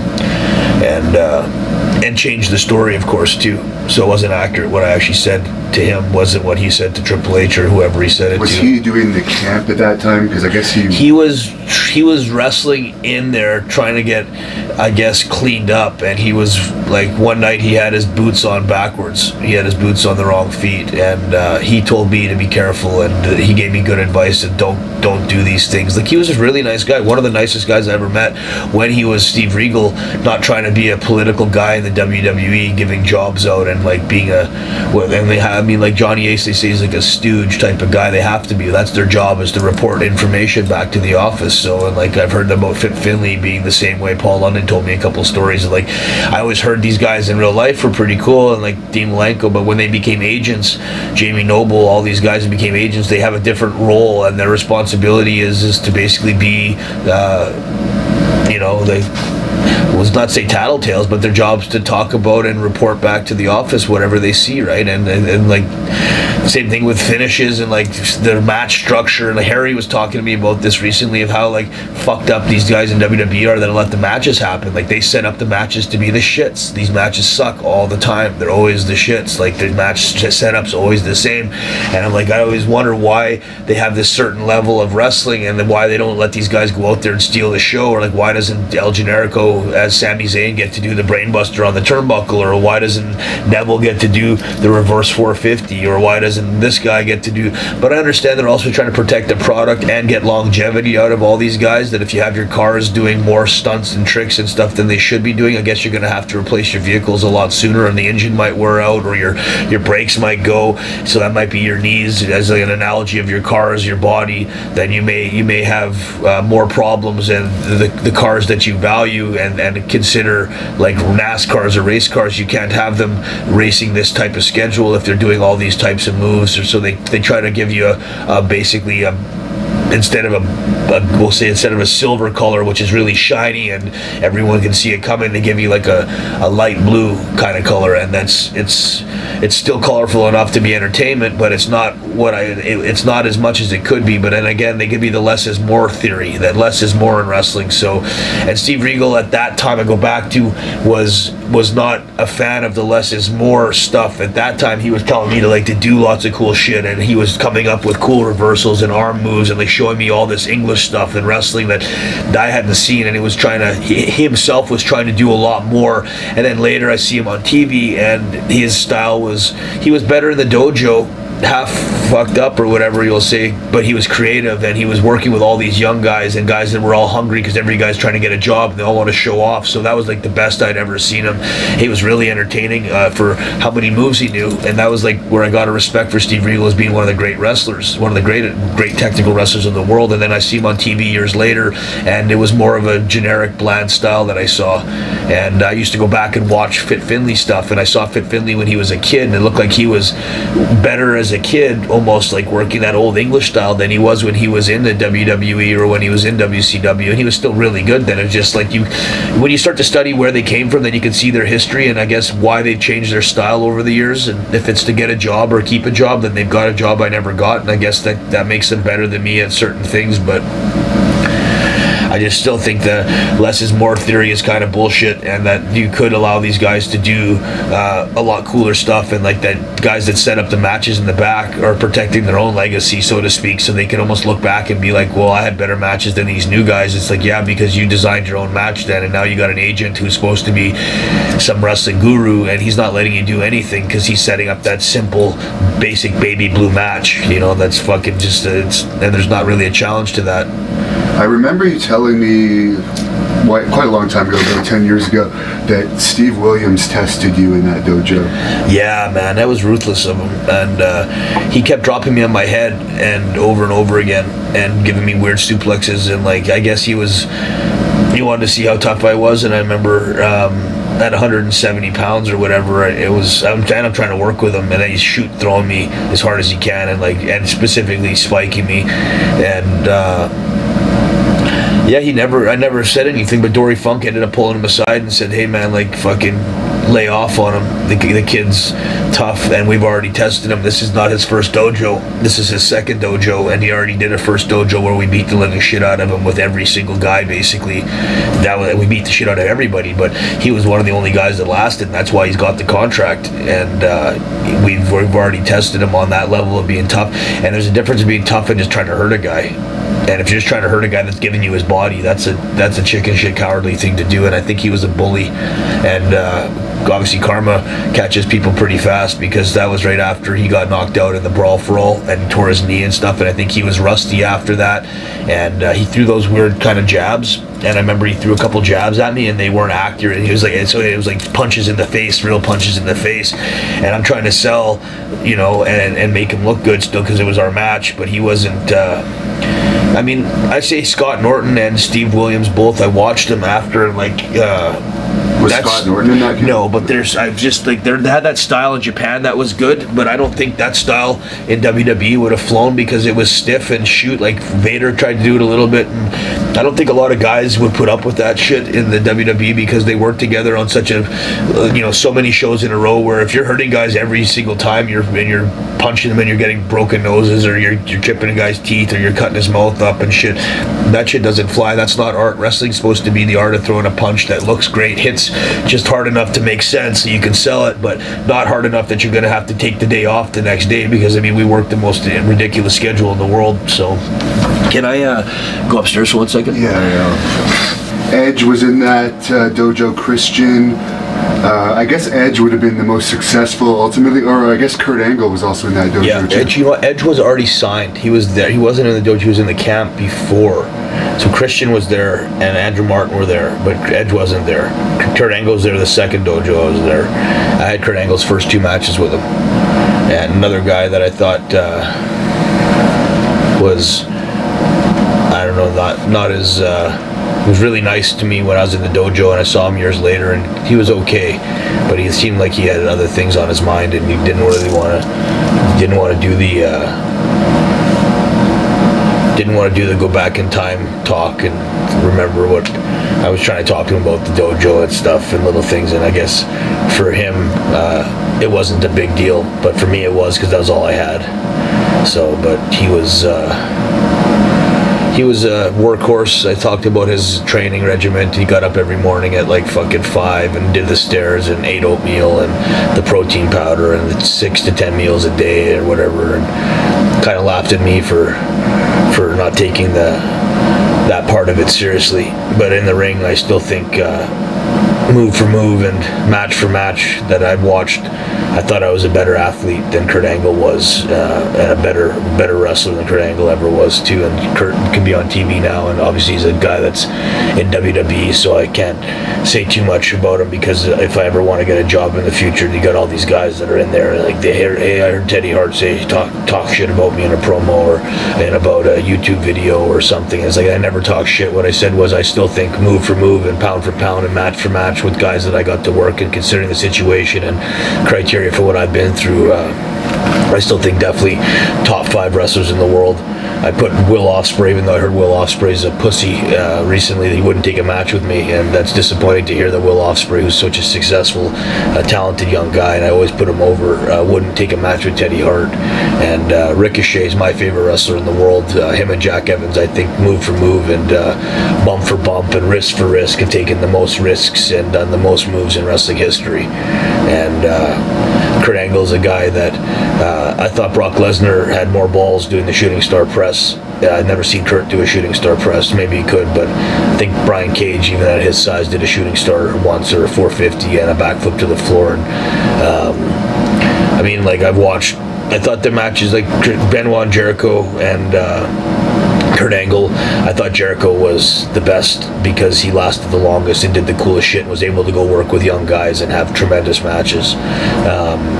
And like Kurt Angle was a guy I thought that was fairly bland in there. He did the same kind of stuff all the time. I never really saw him come up with a really new move or invent anything, and got credited for being better than he was because there wasn't a lot of guys testing the limits at that time of like indie wrestling. Now I see so many guys on indie wrestling that are phenomenal, and their shit's solid and their spots are awesome and their combos are great, and then I watch them on TV and I can tell they've got the seatbelt on them. Somebody's taken the independence out of their style, and it has put the same old shit, that cookie cutter kind of mold on them. And Kurt was better in the dojo with me, I think, because I was telling him to do all sorts of cool shit, and like watching a guy like me, you can go out there and then see, like, if he'd done more shoot stuff, like as an amateur wrestler, greatest ever, I heard, and as a trainer, hard worker, tough guy, probably one of the baddest motherfuckers to ever come into wrestling. But as a wrestler himself, I thought every match was that same kind of stuff. Like Shelton Benjamin, Charlie Hawes, Kurt Angle had a fairly generic style, I thought, and they got credited for being great wrestlers when maybe they are great wrestlers, but I didn't really see much more than that same exact match every single week. And that's my complaint on some guys, and that's why I love Shawn Michaels so much, or Rey Mysterio Jr., or even like a guy like Will Ospreay or Ricochet, because I never know what they're gonna do, and they always come up with new shit. You know. Speaking of Rey Mysterio, I don't know if you heard this news today, but he came back at the Royal Rumble. Yeah. And they posted the video of his comeback and then the video of Ronda Rousey's debut. And Ronda Rousey's had something like 1.5 million, and Rey Mysterio's had something like 3.5 million, costing far less than Rousey. So I'm just wondering what you think of that. Ray's a stud, one of my favorite human beings that I met outside the ring, that was the same guy outside the ring as he was in the ring. Always super nice, good memory, always took 5 minutes out of his time to make me feel important when he talked to me, and he always gave me credit for being one of the best guys. He always said, you're one of the best guys, you do all sorts of really cool shit, and that you guys watched me, obviously, and learned from me and modified it to the next level. Tyson Kidd talked to Ray when I was, this is 10 years ago, and Ray was in there, and TJ was in at the same time, and said that we basically got motivated to wrestle and stay in wrestling because Ray was so good at that size that he made it believable, and he made it possible for guys that I'm not that big, and TJ and Harry, especially at that age, we were all really small, and Harry's grown up to be a huge monster, and Tyson Kidd looked great when he was in his prime, obviously, but we weren't like 250-pound body guys. Harry is, but me and Tyson weren't, and Jack wasn't. But we watched Ray, and Ray modeled. Ray had a certain style that we modeled our career after, and moves and intensity and execution of this stuff, and doing it so clean and being so innovative, that and such a unique character that he basically made so many guys in wrestling have a path. He paved the road for so many young guys that were small to get into wrestling and have a job, because he proved he could do it first and get over. And even one of my favorite guys ever, Rey Mysterio Jr., Shawn Michaels, basically the two of the guys that really I modeled my career after, trying to be like them and unpredictable and wearing really cool gear and spending a lot of money on the gear and the look and the moveset and the unpredictability of never knowing what they're going to do. I think made it cool for fans, because fans, I'm sure, get sick of always watching the same shit. And not that I don't do this, I do a lot of the same moves all the time, but at least I have 15 moves that I do all the time instead of 5. And like with Brett doing the same 4 moves, and I understood the psychology. That's what you can do when a guy's hurt. You want to do your biggest, best moves in a row to him, and like it makes sense. At the same time, you could also say it's kind of monotonous and not lazy. I won't say lazy, but it's to me as a fan, I like to be kept guessing, and I like to be caught off surprise, or surprise once in a while with what these guys are going to do, and not just always know that Kane's going to do this move, Undertaker's going to walk the ropes, he's never going to do something else beside the double axe handle, or every time he goes for the tombstone, it's the tombstone or Triple H. Whenever a guy bends down for a backdrop, he gives him that little hit, and then it sets up for the pedigree. It's like just when guys mix it up a bit, I think that's creativity, and changing their moveset or changing the setup on stuff makes it more interesting. And again, my job as a wrestlers to be interesting and unpredictable, and I hope that's something, that motto, that's followed in the future. And I think wrestling, because of Lucha Underground, that was another show that really went out there and showed the potential of so many other characters. There were so many other good guys that no one really knew of, but that all of a sudden now are household names, like Pentagon or Phoenix or AR Fox, or there's another guy, Shane Strickland, like fucking phenomenal guys that were like definitely world-class wrestlers that should have been on WWE TV, but since they weren't there, they at least got to go to Lucha Underground. John Morrison's always been a guy that stepped up, and he tried to do more and more cool shit, and not just like that same old shit style where it's the same 5 moves over and over and over again. Guys like Brian Cage, King Ricochet, obviously, like these are guys that just they go out of their way to be innovative, and innovatives, it's hard to keep going out there and trying trying to reinvent wrestling and reinvent wrestling moves and to keep changing your style and making it relevant and to keep up with the times and to keep up with all the competition that's out there from young guys. More and more new moves and more characters and wrestlers that I watch that are phenomenal. And that's the key for wrestling and all the young guys watching these videos, to keep going back to the drawing board and keep trying to come up with new ways to set up moves and new moves to do. And obviously there's only so many things you can do with the human body that are possible, but I mean, I still see new moves being done all the time, and I take my hat off to all the innovators of wrestling, and I hope I at least am remembered as one of the most innovative wrestlers in the world. And that's something people can say about me, is I try to be creative and watch figure skating and gymnastics and dancing and anything martial arts, old Bruce Lee movies and Van Damme stuff, and see how if I could come up with new stuff based on what guys are doing in movies or special effects and gymnastics stuff. And like I say, synchronized swimming and figure skating, and if you watch some of the throws they do and the spins they do and stuff, and it provides you a template for what potentially is still possible in wrestling. Now, why were you ultimately released from that first contract? What was this? I was just way too young and stupid. I slept in once, and I complained about some, we'll say, like, kind of weird activity in the back. Maybe there was, like, I thought it was some, like, Victor Quinones was there, and I complained about some like awkward situations with. He was known. Well, he had a reputation. I just wasn't down for the homosexual. Any type of homosexual activity at all. I love women, and I said it in Rolling Stones magazine. I've never got on my knees for a job or for a push. The only thing I've ever got on my knees to do was to.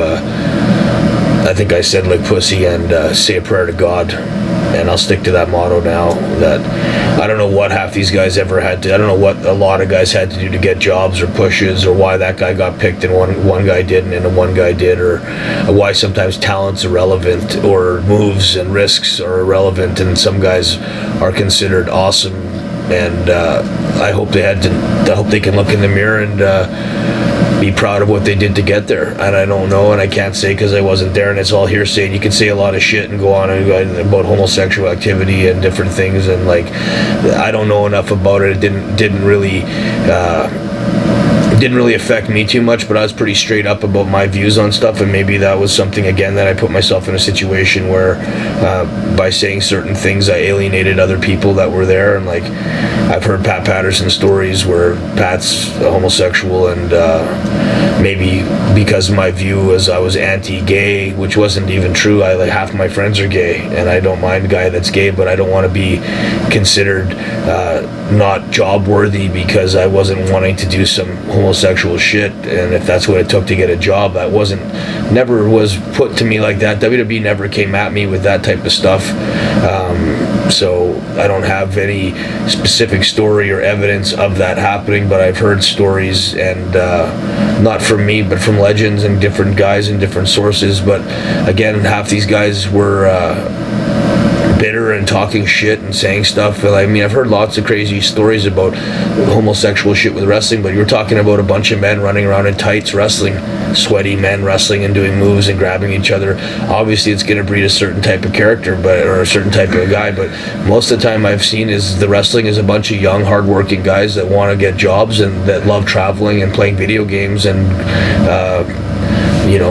that this is better than a 9-to-5 job, and we're lucky to be able to call ourselves professional wrestlers, and we're lucky that the WWE has such an unbelievable factory machine type of thing that they can create shows all over the world, and lights and cameras and special effects and social media to have 5 million, 3 million, 20 million people watching on pay-per-view, and a network that we can go back in time and watch all of our fallen heroes and different promotions and matches and interviews behind the scenes on all these guys' lives, and get to know all these guys besides just being wrestlers, based on the way Vince McMahon has set up the history of wrestling and bought everybody's DVDs and bought everybody's libraries. And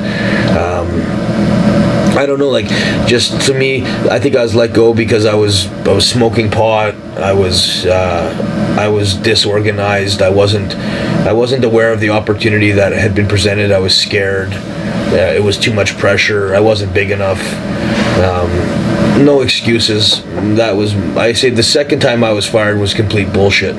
That was some player hating shit, and that was based on, I think, Brett writing his book and alienating Triple H even more than he already had, and not wanting to go back and do the handshake. And the Tyson Kidd was sitting at home basically in Florida, where he shouldn't have been. He worked harder than I did to get the job, and he was there first, and it was supposed to be him and Harry with Natalia and me and Jack.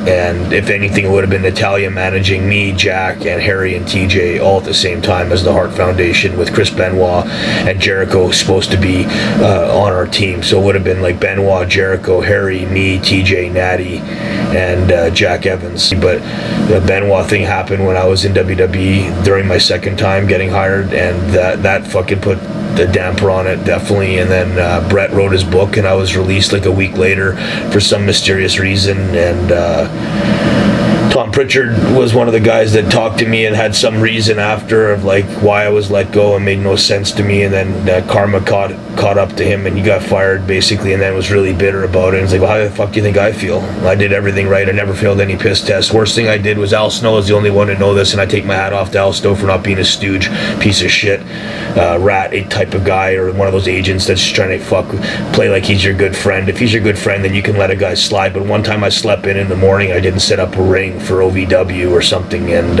we had a house show we were doing or whatever. And you have to remember, I'd set up rings for 10 years for Can-Am Wrestling and Stampede Wrestling, and I'd already traveled. I've been wrestling for 10, 11, 12 years by the time I got to WWE the second time, and there was no NXT. There was a fucking meat warehouse with no air conditioning, and a bunch of guys that were untrained basically, that were rookies that should have had some kind of hadn't paid their dues, and I had to do the same shit they had to do, which bothered me a little bit, that I'd been wrestling all these years and had been taking bumps, and been already getting up and traveling, and I'd paid my dues and running companies and making millions of dollars, and all of a sudden I'm now $500 a week back in Tampa, running shit with Steve Kern, who didn't really give a shit about my past and treated me like some kind of rookie guy that was new, and trying to explain to me how to sell a punch, and like teaching me a basically bland wrestling regiment, and wanted me to do shooting star presses for a high spot at the dojo every day, like 5 days a week, just because that's what you do in the ring. Well, that's what you got to do here.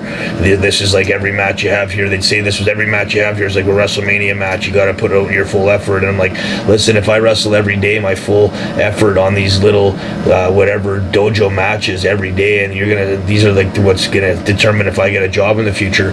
It's like taking a fucking eraser and just grinding it out and using it for nothing. And then when you get to the test and you don't have an eraser to erase the answer you put down because you want to change your answer, you can't even change your answer because you've worn out the eraser. And maybe it's not the best analogy I could have come up with, but that's basically something. At the time, the house shows were having like 30 or 40 you're people. You're talking nothing, and it was a joke. You had to be up at 7, 8 in the morning every day, 5 days a week. You weren't getting paid any extra money. Plus, you paid your own rent, and there was no NXT, as I say. There was no developmental school. There wasn't even a shower in the building. There was one small bathroom, and FCW. It was terrible. Building. Yeah, it wasn't good, and it wasn't organized, and it wasn't a professional operation that WWE had a reputation of running. It wasn't like the dojo with Dory Funk, and it wasn't like Bret Hart's wrestling school where, it was at 1 o'clock in the afternoon. You got to have breakfast and lunch and then show up there and wrestle with Leo Burke, who was an unbelievable trainer. You got Tom Pritchard, who was okay, running a fairly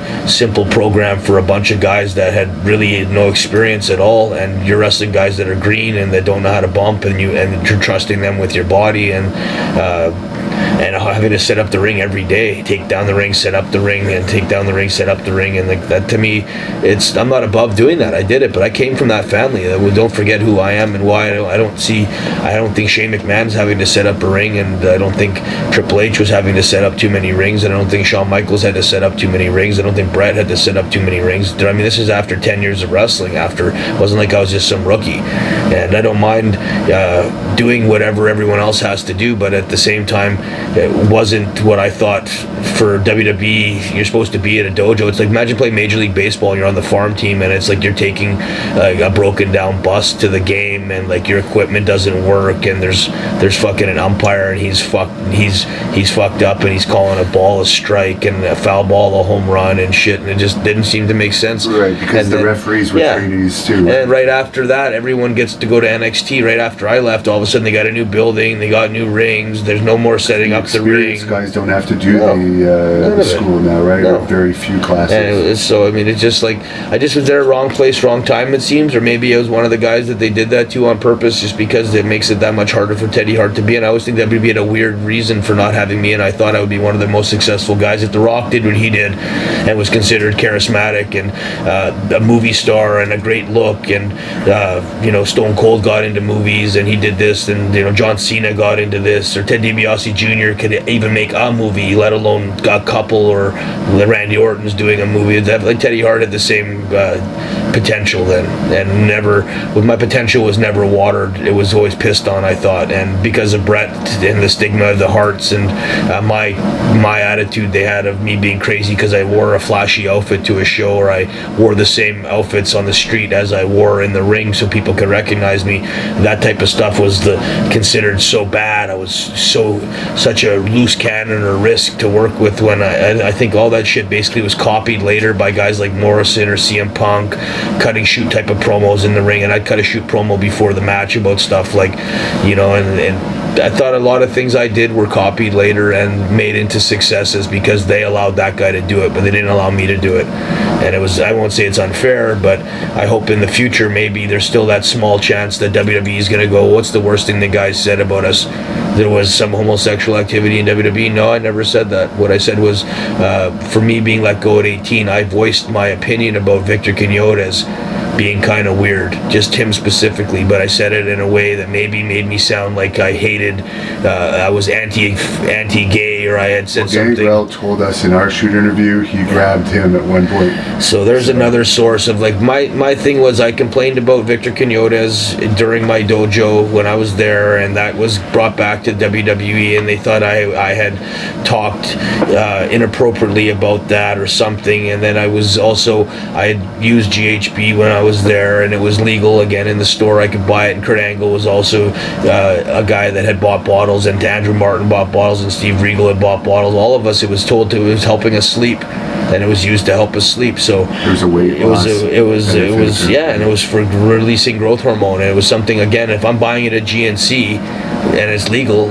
at that time I thought it was something that I was taking to help me out. Obviously it was getting me fucked up, and everyone in wrestling, half the guys can't say they don't like getting fucked up. Look in the mirror, half the guys, we all want to have a beer or have a buzz or smoke a joint, or that's takes the edge off, right? That's the whole point. That's why half the world's doing drugs. I'm not the only guy. Adrenaline junkies. Exactly. And it's hard to sleep after fucking going to a show and having 30,000 people cheering your name, then all of a sudden you got to go to sleep and catch a plane at 6 a.m. So that's GHB was something I used that I thought helped me out, and it was another thing that was used against me because I probably didn't do it at the right time or place. I take responsibility for all these things. It's just the reasons are this is what happened. I can make a story up and say something, and it wouldn't be accurate. And I think you watch these interviews for like the last 15 years or 10 years that I've done them, and it's always been the same shit. And sometimes I get into more detail on things than I needed to potentially. But again, I think that's what makes fans that likes Teddy Hart shoot interviews, or that watch me go, hey, that guy tells a real story. And he might talk too much about certain things, but I could either give you like the Carlito,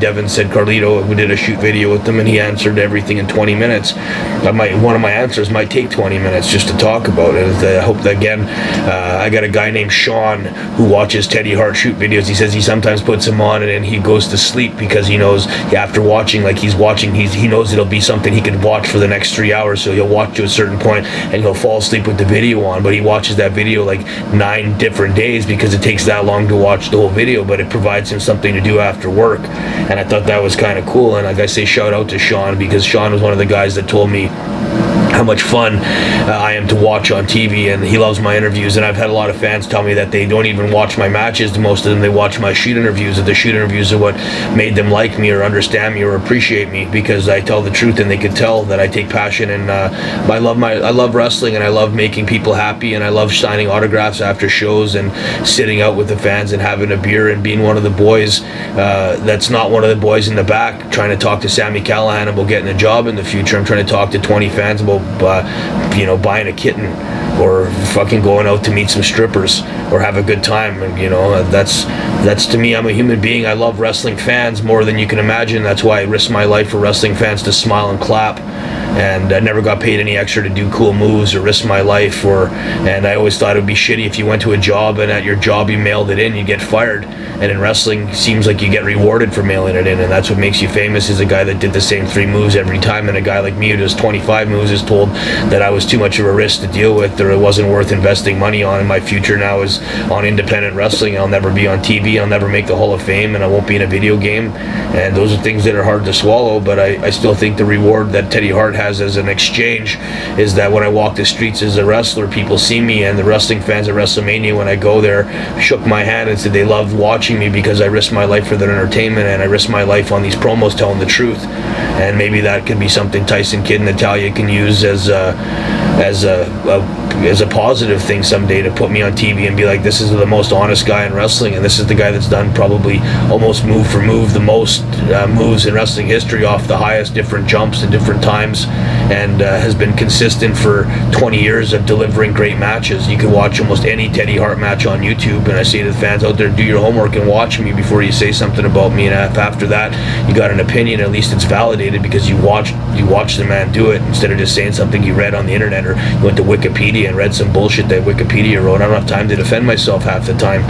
Back in the Ring of Honor days and stuff, where like they would talk all this shit and say all these things about me, half the time those are angles I made with fans, not with fans but with the booker, to create fan interest, so fans would wonder if this was a shoot or if this guy was really crazy. And it's like, if I'm really crazy, obviously I'm not going to be able to do half these moves, because a guy who's retarded or crazy, his body's not going to work in that type of way, and he's going to hurt guys. And if I've never hurt anybody, obviously I was a master at what I was doing, and masters generally aren't retarded or crazy. They're pretty concise, smart, and accurate. And that's the reason I say to people, don't get confused with the hype, and go behind the scenes and watch the man himself, and listen to what I say on my videos and why I love you and why I do it. And it was to make you smile and to make you get up and go, hey, this guy worked his ass off, because he respected fucking the 9-to-5 guy that worked his ass off to come up with $5, $10, $100 to support the great sport of wrestling. You're the ones that keep us going, right? It's your money and your time and your love for us. Otherwise we'd be wrestling in a fucking empty building. And I've done that before, and it's not very fun. Now, you mentioned Chris Benoit played a role in helping get you hired. Yeah. What was your relationship like with him? He came to my house a couple times, and just on his off day, I hadn't seen him in years, since I was a kid, and he said that he was interested in trying to get me in WWE, wanted to know why I wasn't there. And then he took me and Jack Evans and Harry Smith down to the gym. We all wrestled for him for like 4 hours. He was in the ring doing everything with us, and out of Chris's mouth, he thought that Jack and I were 2 of the best guys ever. He said that he'd never seen guys do as much stuff as me and Jack, and as technical as I could be. And I still don't show a lot of my technical game because it just gets copied, and I always hoped that was something I could save for WWE, was to be like that Zack Sabre Jr. technical style, but to represent a body that was like a Chris Benoit body or Kurt Angle body, where you're in great shape physically, but you have a really cool move set, and a very simple, if they want me to wrestle simple, like Brett Simple, where I can be like Brett but still so technical and innovative that people haven't seen a lot of that stuff before. So I don't know, it was just Benoit was so intense, and his son's really cool. I met his son. His son's supposed to start wrestling now, but Benoit was so intense in the ring, but such a gentleman outside the ring. Jericho's like the progression of Benoit to me. Like, he kept the Hart name alive, even though Jericho, and we know this between us, is like, he gives the Harts a lot more credit than they deserve for what he did. And it's nice of him because he was from that area, from Calgary, and he makes us sound like we were successful trainers. But Jericho did that on his own fucking hard work and innovation. Jericho was always so nice to me, and Benoit was always so nice to me. So those are guys that just, for whatever class acts outside the ring, Jericho was the only guy to ever get me a booking and get me on I forget what the show was called, Velocity, and got me paid up front, and took me to the bar and bought me drinks and was nice to me as a human being. And every time I've ever seen him, did the podcast, let me just go on a tear, didn't try talking a bunch of shit or bringing up a lot of stupid questions. And just like every time I ever called him on the phone, he answered the phone and had time for me no matter how busy he was. And I heard the same thing for David Benoit, Chris Benoit's son, that Jericho's taken him under his wing and helped him out and talked to him, and just as two of my favorite guys in wrestling that were nice to me outside the ring and helped me feel important and didn't make me stand at the fucking door like a mark with my bag in my hand, like some piece of shit, desperate to get a job, because I never asked for a job in WWE and I've never sent a video in once, and I always said the same thing. I've been trying to shy away. You haven't seen too many times where I'm hovering in the back trying to get Tyson Kidd to introduce me to Vince, or trying to get free tickets so I can go hang out and meet some of the guys that I used to train with in the back, and hey, can you get me in now and you get me a job, or go show up at NXT with my bag and maybe try to manipulate some situation where I can get them to look at me. If you don't know who I am or where I'm at and I gotta send you a bunch of videos and beg for a job, it's probably not gonna happen. And I hope that's considered a compliment to you guys, that I've worked so hard and made myself internationally famous and independently renowned as a guy that's unpredictable and having great matches. But unpredictable is not unpredictable. It's the unpredictability of wondering what move I'm going to do next, not that I'm going to show up. So I've been trying to be reliable enough to show up now and be a certain guy that's taken all these bookings after going to jail and going through fucking rehab. Even though I didn't need to be in rehab, I volunteered for it twice just to prove to WWE that I was clean, that I had no problems. You could trust me in your facility. And then to go to jail and to beat the charges back to back to back. 3 times I've been in court fighting for my life for 15 years, 20-year fucking verdicts that I beat, got probation. And the reason I say what I'm saying now is because I wanted to make Benoit proud that he vouched for me. I wanted to make Jericho proud, or give them something they could chew on to say. So if Benoit was alive, he could have said, hey, this, and this, because he was the guy that told the truth. And same with Jericho in the future. If Jericho can help me get a job, or he could say something, he could say, hey man, I've watched Teddy Hart go through some terrible shit, and the guy's had his up and downs, and obviously nobody's perfect, but I've tried to make amends on it, and I've tried to make amends of showing up on time to shows in the last 2 years and not missing any bookings, and having great matches with strange guys and putting guys over. And that's so guys like Tyson Kidd and Natalia and anyone that ever says my name can say my name with a smile and say that they're proud of me and they trust me, and that Vince or whoever is in the company in the future, Triple H or whoever, Stephanie McMahon or Shane McMahon, another guy that's always been really cool to me, Shane McMahon, can go, let's take a chance on Teddy Hart like we did AJ Styles. Let's take a chance on Teddy Hart like we did Samoa Joe, or and Neville's a guy that was so good that they pushed to the moon and didn't want to be there, and now he's not even working, even though he's under contract. I think he's just decided that he didn't want to work anymore because he didn't like the direction that his character was going in. And I wish he would have given me Neville's spot and let me have the ball to run with, or let me do some of those moves that he got to do, because I'm sure he knows how hard they are to do every week. There's only a couple of us in the world that can do those moves every week consistently without getting hurt, and he was one of them. And it was sad to see that happen to him. He was one of the guys I love. Neville's one of my favorite wrestlers in the world, same with Ricochet, and now Ricochet's in the WWE, and I hope he doesn't have the same thing happen to him where he gets frustrated and he feels watered down and then ends up being mad because he was doing more stuff on indies and more successful on the indies than he was in WWE. So well, apparently Jericho is the one that recommended to the people that own Impact now to put Scott D'Amore and Don Callis in charge of the company. They're one of the 3. So nice. You may want to talk to him about that, because they are losing all their talent now due to cutbacks and so forth. And really? Putting on more events in Canada. They're owned by a Canadian company. Yeah, I heard that. So. Ed Norsky or something like that? Ed Nordholm or something. Yeah, you might want to talk to Jericho about that. I talked to Ed actually once. He actually invited me to TNA in Florida during the time I was under I was actually running from the law at that time. Nobody knew, so I didn't want to push my luck too much with trying to ask for a job and show up on TV if I ever got that lucky with TNA, and then have the U.S. Marshals show up and take me out of the building, because I would have really fucked it up. So I'm hoping TNA, I would like to work with TNA. I got a show coming up with them. I guess it's not a show, it's like a joint show with Revolution Pro. I don't think you'll have this part on the video before the show because it's supposed to be a surprise, but I think this will be released after, so you guys can hear it now. But I'm excited about that opportunity. I would like to be in TNA. I've avoided TNA before. I had an offer from them when Jeff Jarrett was running it, and I was wrestling there with Jack for Team Canada, and Scott D'Amore tried to get me in, and I avoided it. I didn't think it was... Was it Scott that brought you into TNA that first time? I used the analogy of I thought I could have made the NFL, so I didn't want to settle for the CFL if I thought I could make the NFL, which is WWE's NFL and TNA's CFL, but at the end of the day I would have rather just played either way. I would have played in any league instead of being cut out completely, so... Now everyone knows it's a famous altercation you had with CM Punk there. Could you tell us like what the whole story was that caused that fight? CM Punk, he had big balls. He wanted to be the guy that stepped up and tested Teddy Hart, and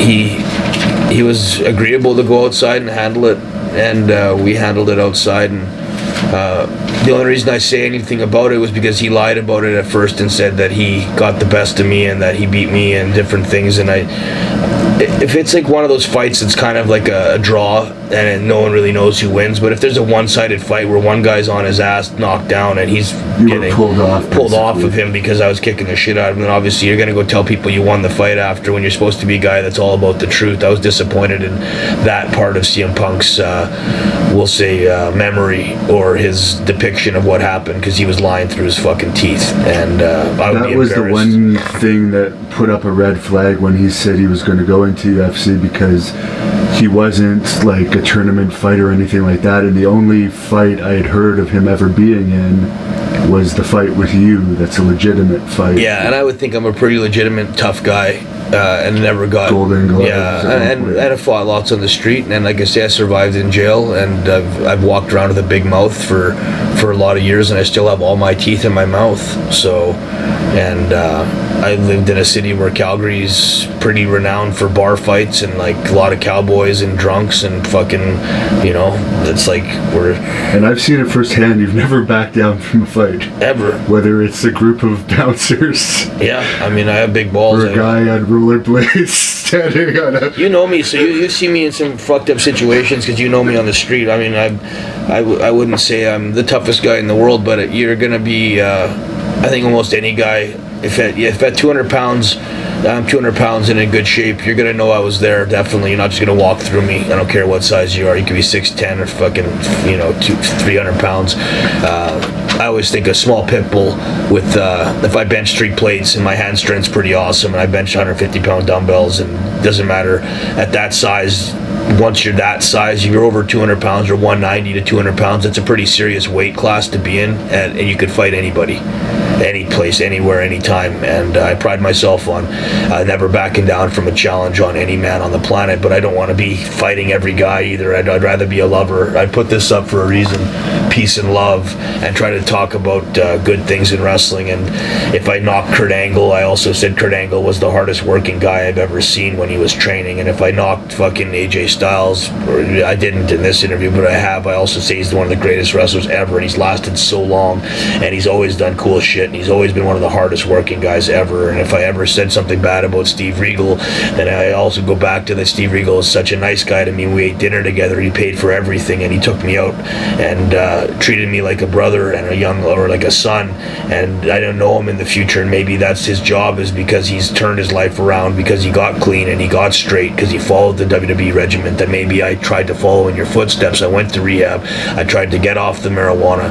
I never took GHB for the last 5 years. I never touched it again because it was something that people used against me, because it wasn't something that you could take with you on the road, and it was illegal on top of that, and you don't want a guy taking chances with illegal drugs wrestling for your company.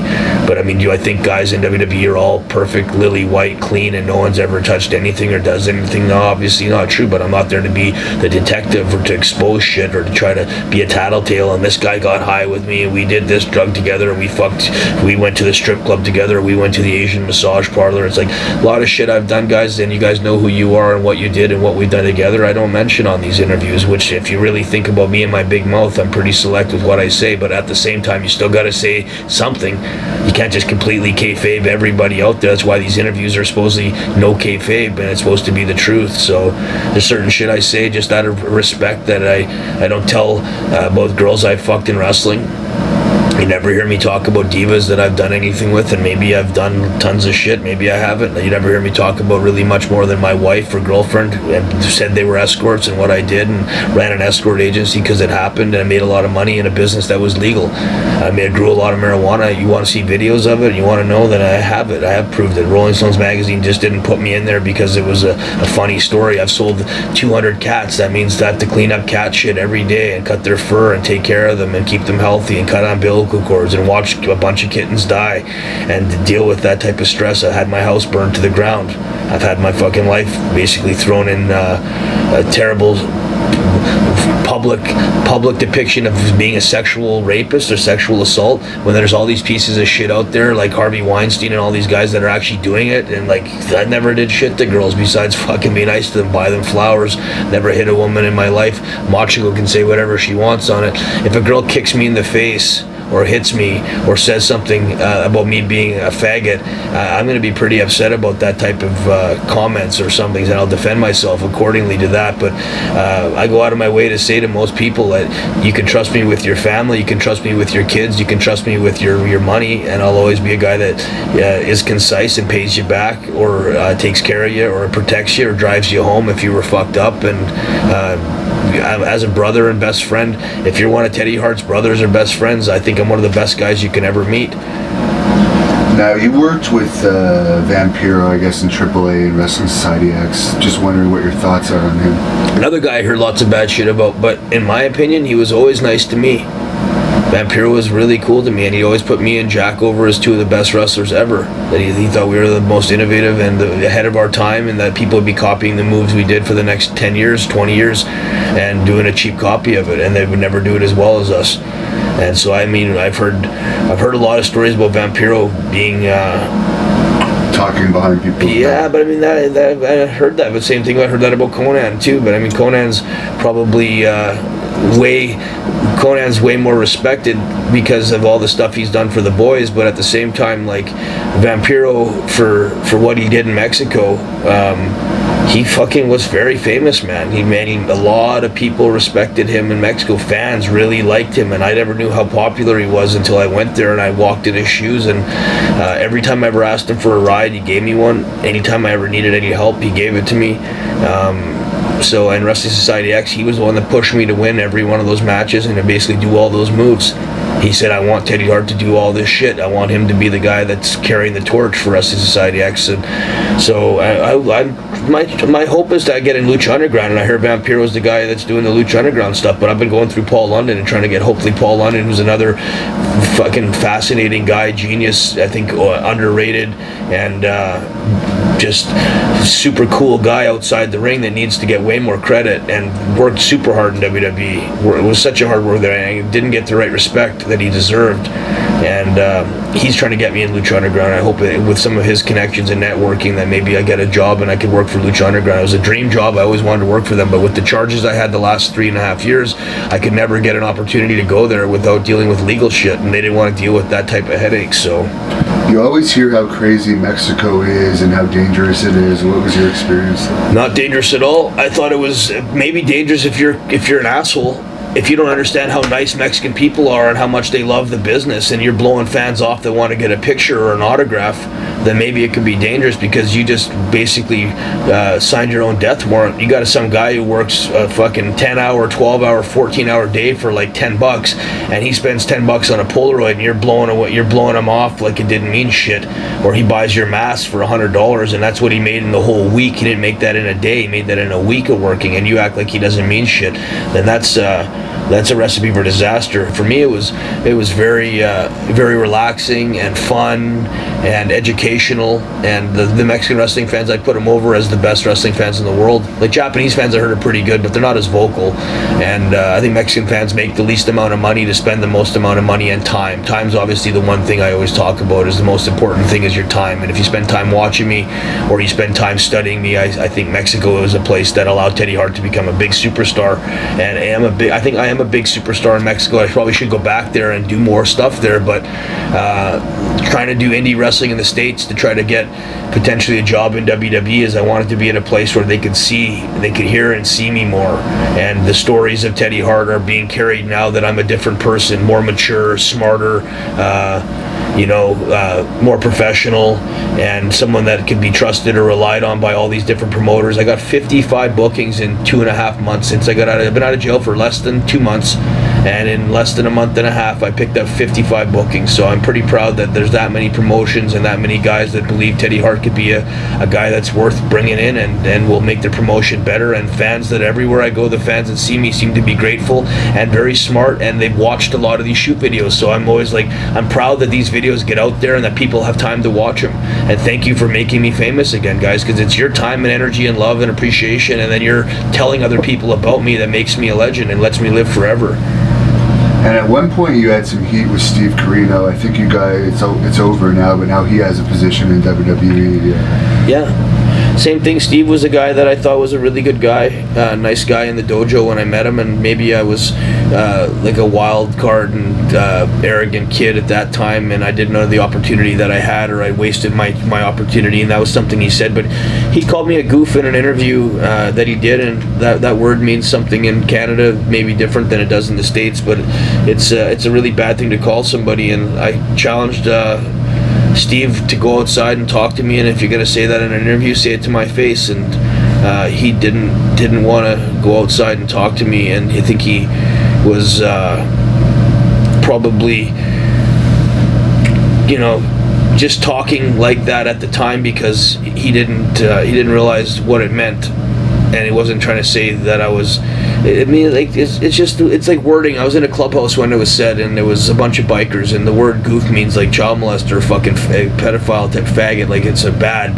Where I think he meant I was a goofy kid, more of like that I was silly and stupid. I didn't know what I was doing, and that. So when I talked to him in person, I think his understanding of what that meant and my understanding of what that meant were two different things. So I kind of let him off the hook, and I hoped that he was going to be a guy that down the road we worked together, we did a show together, and I put him over in a match. We did a fucking screwy finish and made it look like it was a shoot, and we never hurt each other. He was professional with me, I was professional with him, and he might not like me outside the ring, but once we get in the ring, we got a job to do, and that's take care of each other, and that's the number one rule, and he followed that rule. So my respect for Steve Carino was high, and I guess his son's a big fan of mine. I heard his son's a big fan of mine. I heard his son's a pretty cool kid, and I know guys that are training with him, so I hope Steve takes care of his son and gets his son into a position to carry on the last name, the Carino last name, and that Steve in the WWE is fair, and he's helpful and does his job and gets guys experience. He's got a lot of experience and a lot of good ideas, and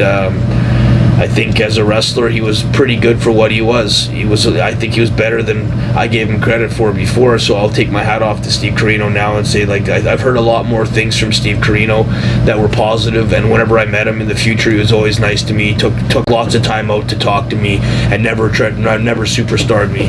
Same with CM Punk. The few times I saw CM Punk on the street, he never superstarred me. He was nice to me and talked to me and took me out and got me in the back, and so my hat's off to them, even though I was mad at them at the time. In the future, when I saw them again, they were always really cool. Like Batista was super nice to me, always really cool, always never superstarred me. Jericho never superstarred me. Like where some guy like Keith Lee, I see him and like I talked to him and he seemed to have like some kind of attitude, like he was almost too busy to talk to me, or he didn't want to say hi, or he was walking around with a title, like a title from Gabe Sapolsky's show of like, I forget what promotion it was.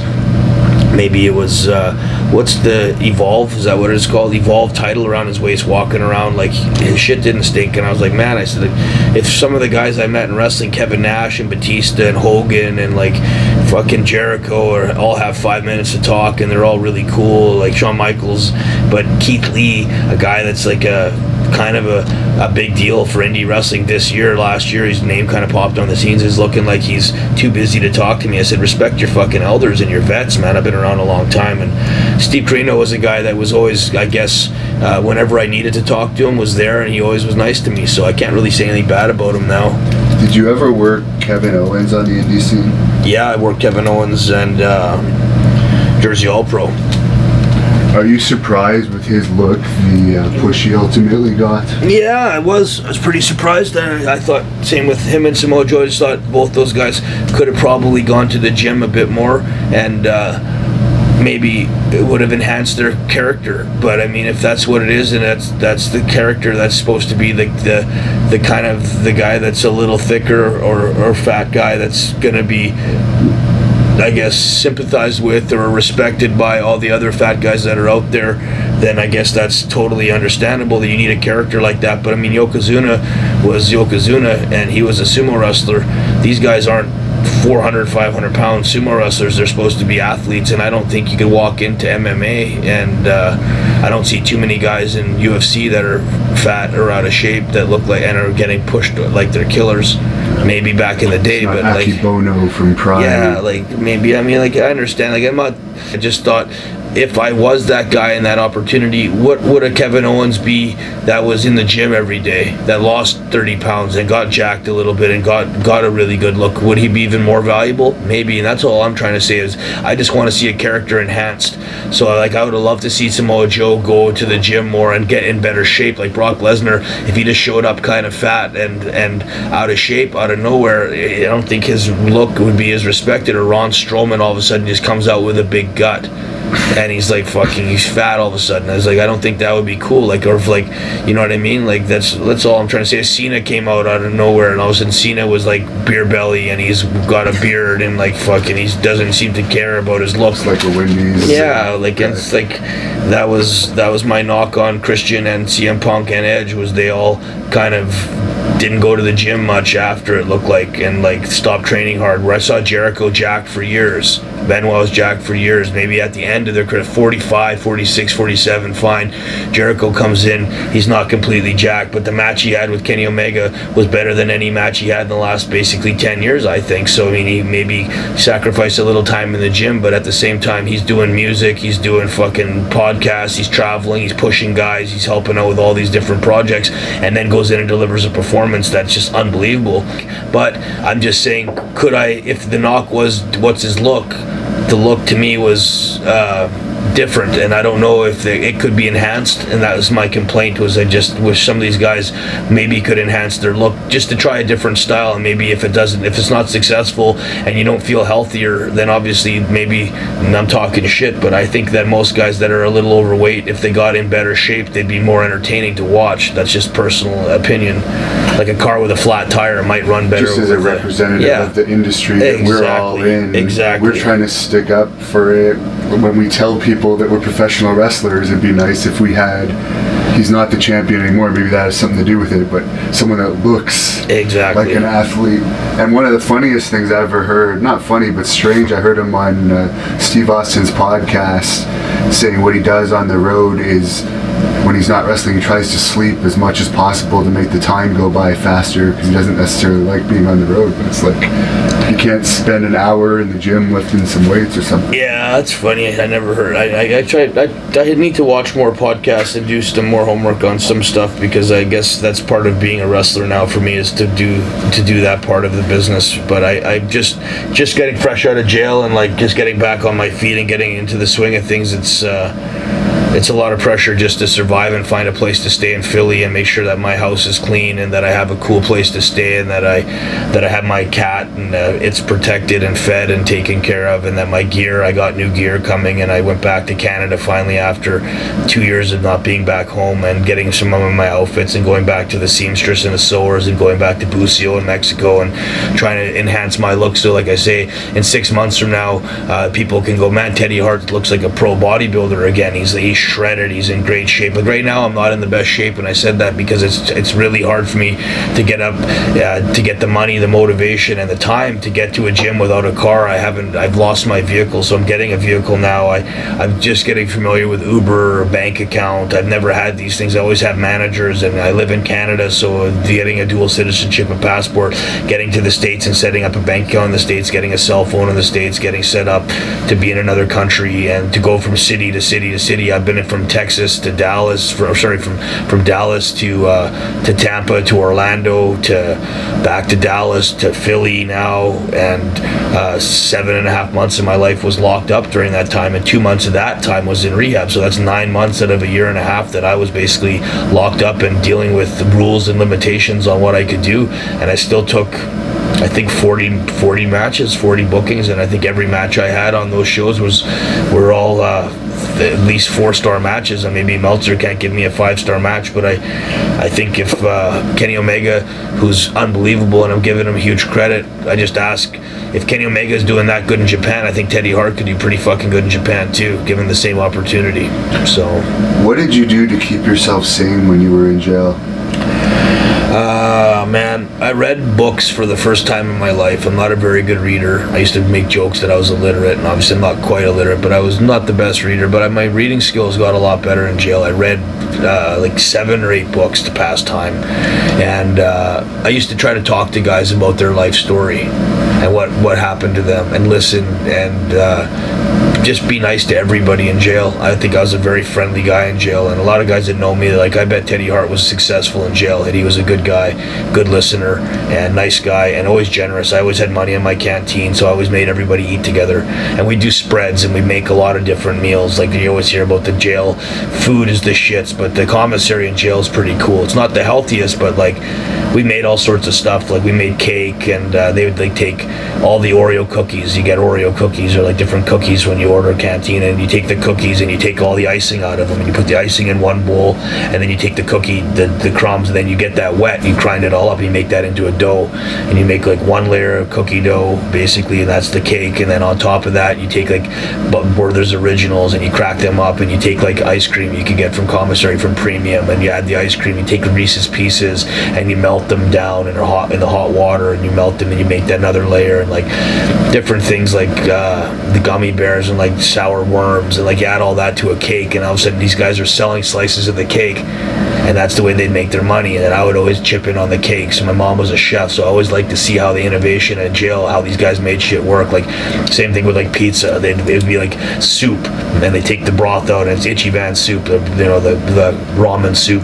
And then they add like the nacho cheese to that, or Doritos to that, or they add tuna fish or salmon or whatever, and that type of shit was always, it amazed me how good the snacks were in jail. That's what kept me going a lot of times, was to watch these different races. Like the black guys have their meal, the Spanish guys have theirs, the white guys have theirs, but yet with me in there, we all ate together, and I had to make everyone spread together and pray together. And I always thought I was making people understand that I'm supposed to be a tough guy wrestler who's walking around in there and famous, and the guards knew me, and instead of having an attitude like a superstar, I was the guy that was making sure everybody else was a superstar, because I wanted these guys to feel important. And he made people that are in a dark, dirty, filthy fucking shithole jail feel important. And you'd be surprised, their prayer, I always asked them to give me a prayer and a blessing. And for whatever reasons, I beat this last charge. I was facing 10 years in jail, and I asked all the guys to pray for me. And before I left, there was like about 20 guys in the cell, all my cells, both sides, back and forth,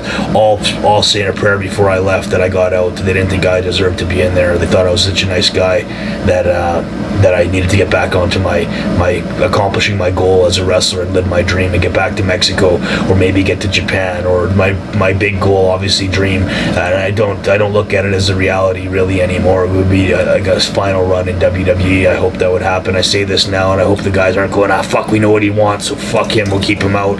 More like, feel sympathy for me a little bit, of that I've wasted 18 years of my career trying to chase that dream, and it's never happened to me. I'd like to get a doll made. I'd like to be in the Hall of Fame. I'd like to pay-per-view where I'm, in that pay-per-view, or wrestling the top guy. And if it doesn't happen, you know what? I found other ways of making my career relevant and happy, and looking in the mirror and still finding, as Shawn Michaels said, finding my smile. I think I still find a way to smile and go to the gym at night. And if I'm working out at 3 in the morning, half the time it's like me getting a ride from some strange guy at a bar, or some guy I met at the gym, or right before they go to work, they'll drop me off at the gym. And then I got to meet a guy at the gym to get a ride back. So, I mean, it's like I'm still finding innovative ways to survive in Philadelphia, in a city where I don't really know anybody, and to come up with a really nice house that I live in, and have awesome roommates, and be able to have a hot tub and a full bar, and have my little cat here. This is $1,000 I got this cat. I paid my ex for him, so my ex and I have a separation, and we aren't really friends anymore, but they know they love me enough, I guess, or know I love my animals enough to trust me with the cat. So I have little money, which is another cat I have, and I have Mo Money. This is more money right here, this guy. And they're my motivation, I guess, to like make fans happy outside the ring, that if you don't like me but you like the animal, then come up and give me 5 minutes, and at least you can pet the cat and be happy with that, or get a picture with the cat with your kid. If you don't respect me, you respect the fact that I love animals. So.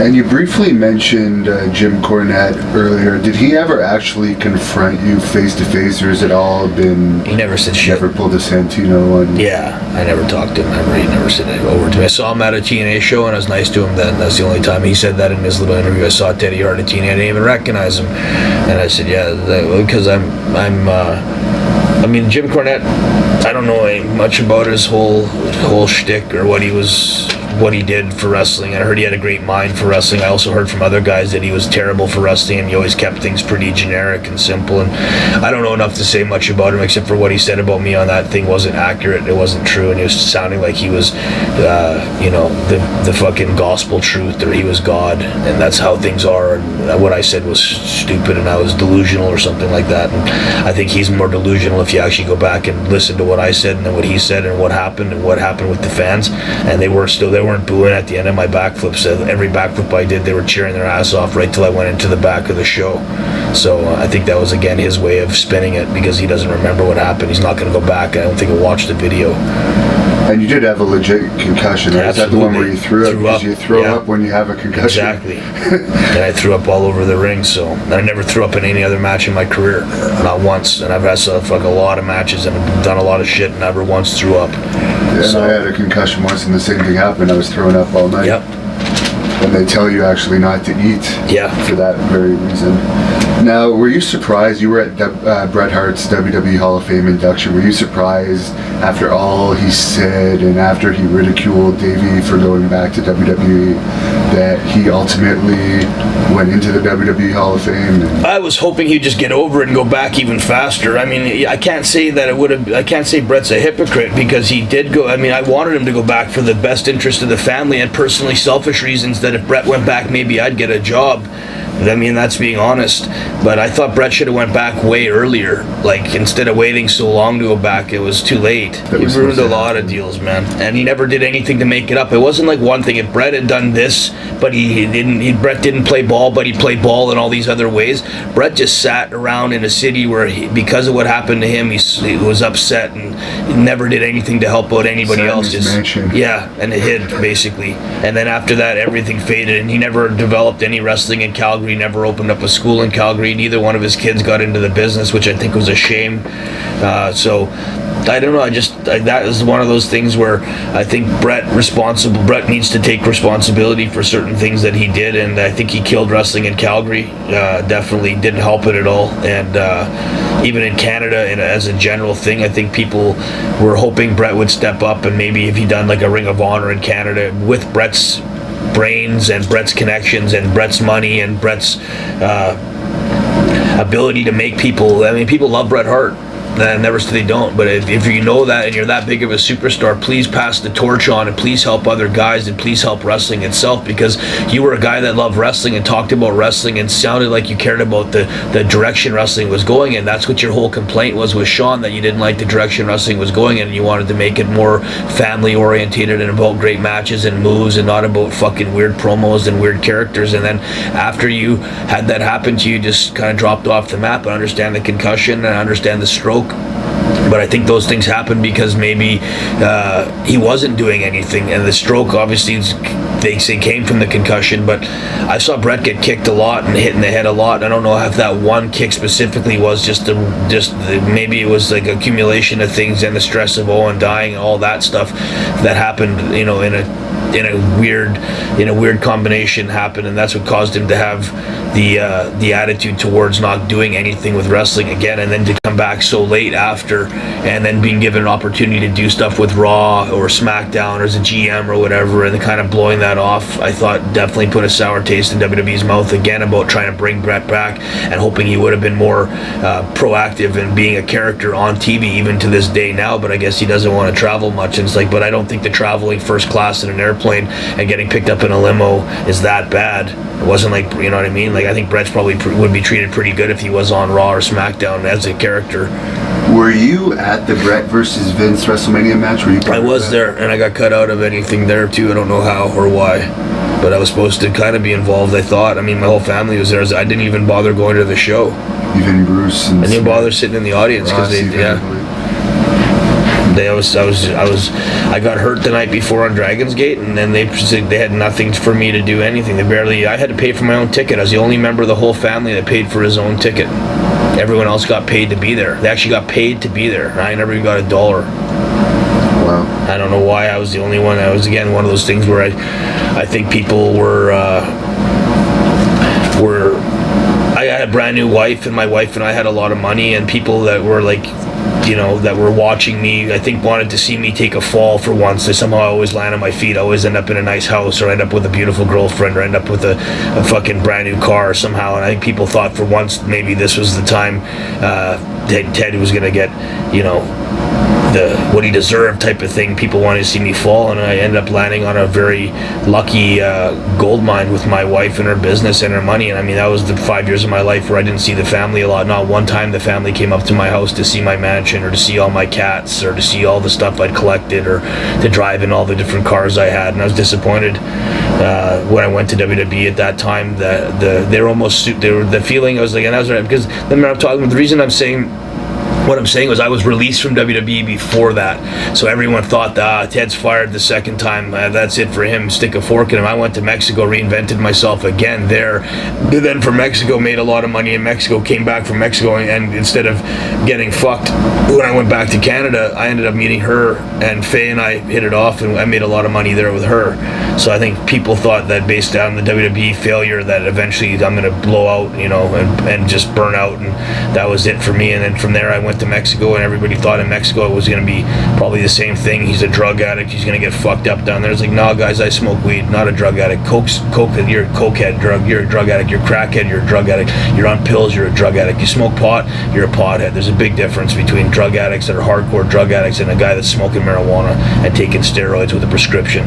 Big difference. So Mexico's a place. Guess what's legal in Mexico? Yeah. Steroids. And guess what else is legal in Mexico?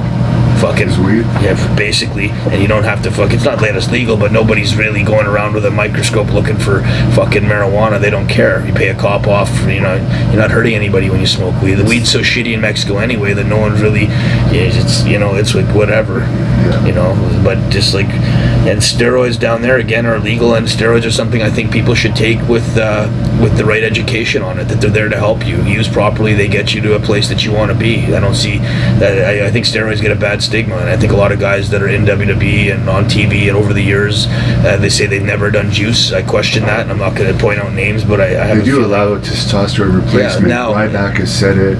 And I'm one of the guys that qualified for testosterone replacement with WWE when I was there. When I was 27 or whenever I was there, when I was young, way younger. That's when I got it. I was the youngest guy to ever get it. And that's why I say all these years I've had a prescription and take steroids. That's why I talk about it. And you don't hear me going, hey, this guy, and this guy all say they're not on the juice when they are.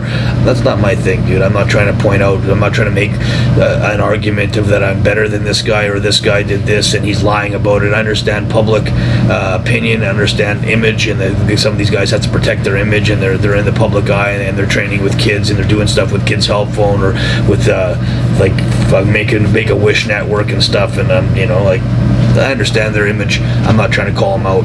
I just think guys and the real fans that watch TV, they know who's taking stuff and who's not. And I would think the guys that are taking stuff are actually taking stuff because they want to look good for you, the people. So don't use it against the guy.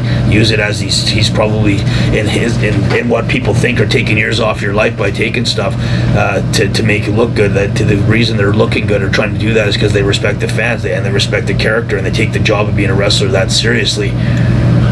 One guy that's had those accusations, and we're both friends with him, but I'm not asking you about those accusations, is Jinder Mahal.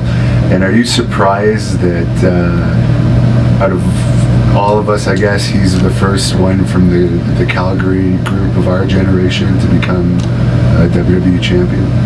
Jinder Mahal's class act, and congratulations on taking opportunity that most guys, I don't think, would have known what the fuck to do with, considering you were there before and you weren't really successful, but you made a lot of money, at least enough to buy a house and travel the world, and went back, and instead of being depressed and lazy and unmotivated, went there and just fucking killed it, hit the gym like a madman. Nothing's harder than the gym, guys, and the diet. Brian Cage will tell you more than anybody, to look that good is a consistent 24-hour-a-day fucking job. I've looked pretty good a couple times, but nothing's harder than bodybuilding and wrestling at the same time.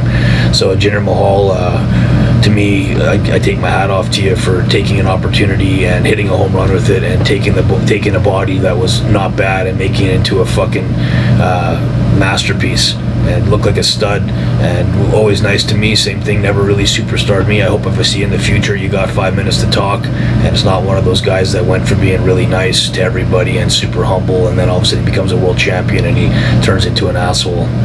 You know what I mean? So I hope he's one of those guys that still remembers where he came from, and the guys that were always nice to him. I was always nice to him and respected him as a person, and I thought, again, not trying to sound like a repeat record, but I hope he's one of those guys that continues getting success in the future, because he helps guys from Calgary and helps guys that maybe didn't make it the first time or second time to still think that there's a chance. Like even with me, maybe if I get in really, really good shape, and that's the last part of my figuring out the puzzle, is to be in tremendous shape, not just look pretty good and have a six-pack, but to be in like world-class shape. And I still think I've never shown the world how big Teddy Hart can get, and I'd like this next 2 years for me. I believe I have a 2-year window where Tyson Kidd's an agent and Natalia's in a position of power and respected, and that there's a lot of guys I've helped out in WWE that are there now.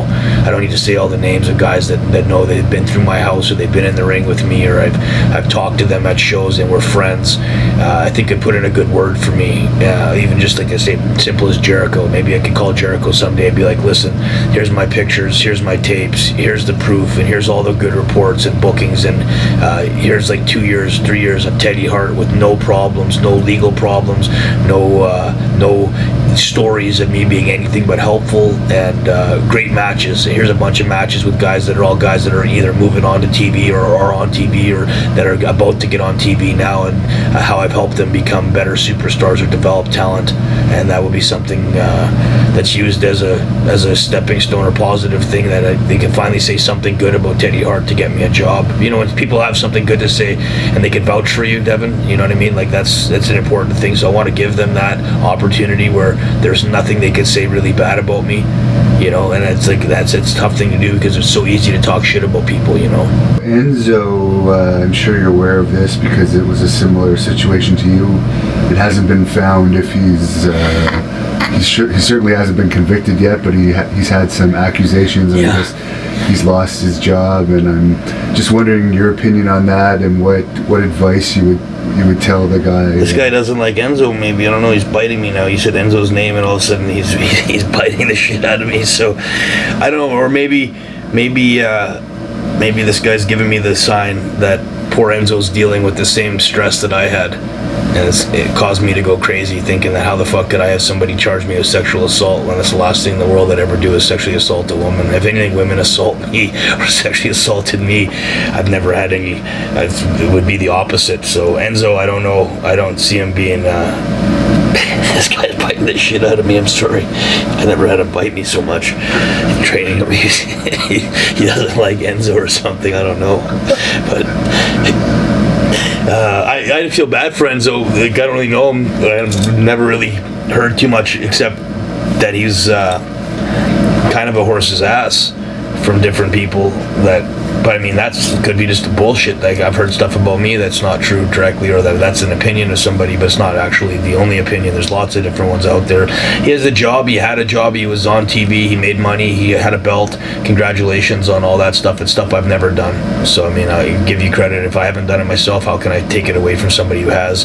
But at the same time, if you did do that shit to the girls, it'll be proven in a court. And I say to anybody, I hope if it's not not guilty. If he's not guilty, then people forgive him and they give him his job back and an opportunity. And if it is true, then go have some fun in jail, brother, because I've been in jail as a guy that sexually assaulted somebody, and it's not a fun place to be. And if you don't look like, if you're not in good shape, and most guys looked at me and said, you don't look like the kind of guy that sexually assaulted anybody, a good looking guy in shape, probably not a guy that's raping women. I said, no, usually it's the opposite way around. If anything, women have been aggressive to me or sexually assaulted me or called me lazy or unmotivated because I didn't want to stir the soup, as my friend said. I don't feel like doing work half the time. I'd rather sleep, and that's because I've been with women, I've dealt with women, and I guess I'm burnt out with girls. So, but my brain set would be, if you did molest or did rape or did hurt any woman out there, it's very stupid to do, because karma's a son of a bitch and it's going to catch you.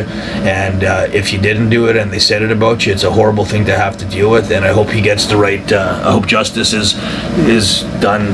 What's the word? Justice is served. Yeah, justice is served. So we're just winding it down here. One guy who I really liked, one of your uncles, I guess the oldest uncle, is Smith, who unfortunately passed away. See, you love Smith, eh? Smith and you got along good, because Smith is funny and you like that kind of funny. Smith's crazy, so, but you're pretty crazy too, so. All right, so we'll leave Smith at that, and I'm just wondering if... I love Smith, and God bless Smith in his memory. But Smith was a wild card, and he was a character. We'll just say that. He was a fucking character.